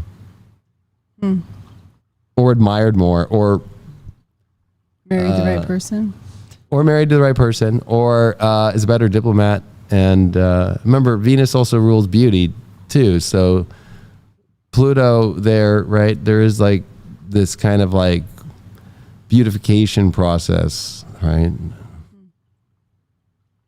Even though the Pluto is like, you know, we all know that or Washington's teeth weren't that great, right? Or so there's a hidden like. But the false ones are really nice. The false ones are really nice, yeah. So Pluto and Libra is always like, it's pretty, but there's something that you don't see that wouldn't be pretty, but is kind of overly looked on. Or like, you know, like I'm going bald, so that's why I'm growing my hair long, right? So, but because my hair's now covering it, it's like, no, it's good. That's a Pluto Libra thing, you know. But I'm a little nervous for Pluto Scorpios. We'll have to do a Pluto Scorpio episode at some point. Yeah, because if you look at those people in history, oh, that's the Amber Lyns. That's the, you know. Right. Oh. Interesting. Right. Or that's... it definitely didn't go the way she thought it would. No, not at all. Poor Anne Boleyn. It's the Aaron Burrs and the... Yeah. It's the people that really... They get there and then they... Nope. So... That's why I love astrology and history. So... Yeah. That's, I think, a wrap. All right. Good. Unless you have anything last to say there. I don't have anything else to say. Yeah, I think that was a good show. That was really fun because I think it helps people get out of maybe the paranoia of the media and all that and what it looks like, because what it looks like ain't what's going to happen. Yeah. And I just really appreciate being able to talk about these issues in an open way. Yeah. Hopefully not worrying about, being persecuted for talking about both sides. Right. And using astrology to look at it. I really like that. And I really appreciate that you use the astrology in a hermetic way, which is supposed to be done. Yeah, that's how it has to be done. Because I don't know anything about J.D. Vance, and then Pete Buttigieg I don't know much about. But it's like when I'm looking at the charts and then like, okay, there's a, that's kind of a weird thing. Like Cornwallis, Pluto, Scorpio, but even weirder is a Capricorn, Venus retrograde in Aquarius, right? Oops. That's the oops moment for Cornwallis, and people actually in America, or the new America at the time, the coming up of America, were afraid of Cornwallis. They thought he was going to win. He didn't. So it might look like Pete Buttigieg is going to win or come out of nowhere, or whoever they throw out here that's got Pluto Libra. And then, there's Trump people who just can't see it yet, that it's not Trump. It's going to be Vance at this moment. That's interesting. Right? Like they're not going to be able to emotionally let that one go. It's not going to make it. I said this election, nobody's going to be happy because of who they originally wanted or what they have their attunement to, it won't do. Well, we'll see if people who really loved Biden are letting him go. I mean, maybe there'll be a way that they can let it go. I think they can. That's why they're doing the Kamala thing at the moment, and they're hiding the convention virtual state delegates who don't agree, right? Because it's their Band-Aid for the moment. Mm-hmm. So they stop freaking out because they've been freaking out for weeks. So it's a red herring. That'd be another fun episode. Red herrings in history. COVID was a red herring. For all this.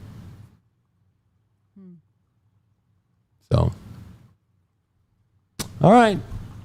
Much love to you all. You can catch us on highvibe.tv and more History in the Stars every 2 weeks. That's how we do it here.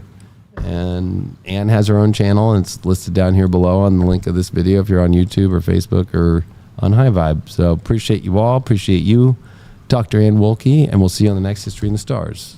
Bye-bye. Bye. 7 years of predictions. The Leo King warned you, he prepared you. Now, he is ready for those that can handle what is really next. There are many predictions he held back, and more to tell of what is coming. It was too deep for many. Predictions he blew all your minds with. With all the shocking revelations, you wouldn't believe the ones he still has kept inside. You weren't ready. He didn't share everything. You know he has all the receipts. All hardcore moments he has prepared you for is finally here. After his iconic lectures, Age of Deception, Rising Through the Darkness, Purgatory, What's Next 2020 to name some, his Hypergate prophecy schools. The Leo King, the heretic of our time in the astrology world, delivers what he really thinks. He never sold out. He never was afraid to give you truth. Now is time for those that can really handle the deepest truth. What the Leo King really thinks. He who doesn't understand should either learn or be silent. July 19th, 2024, only on highvibe.tv.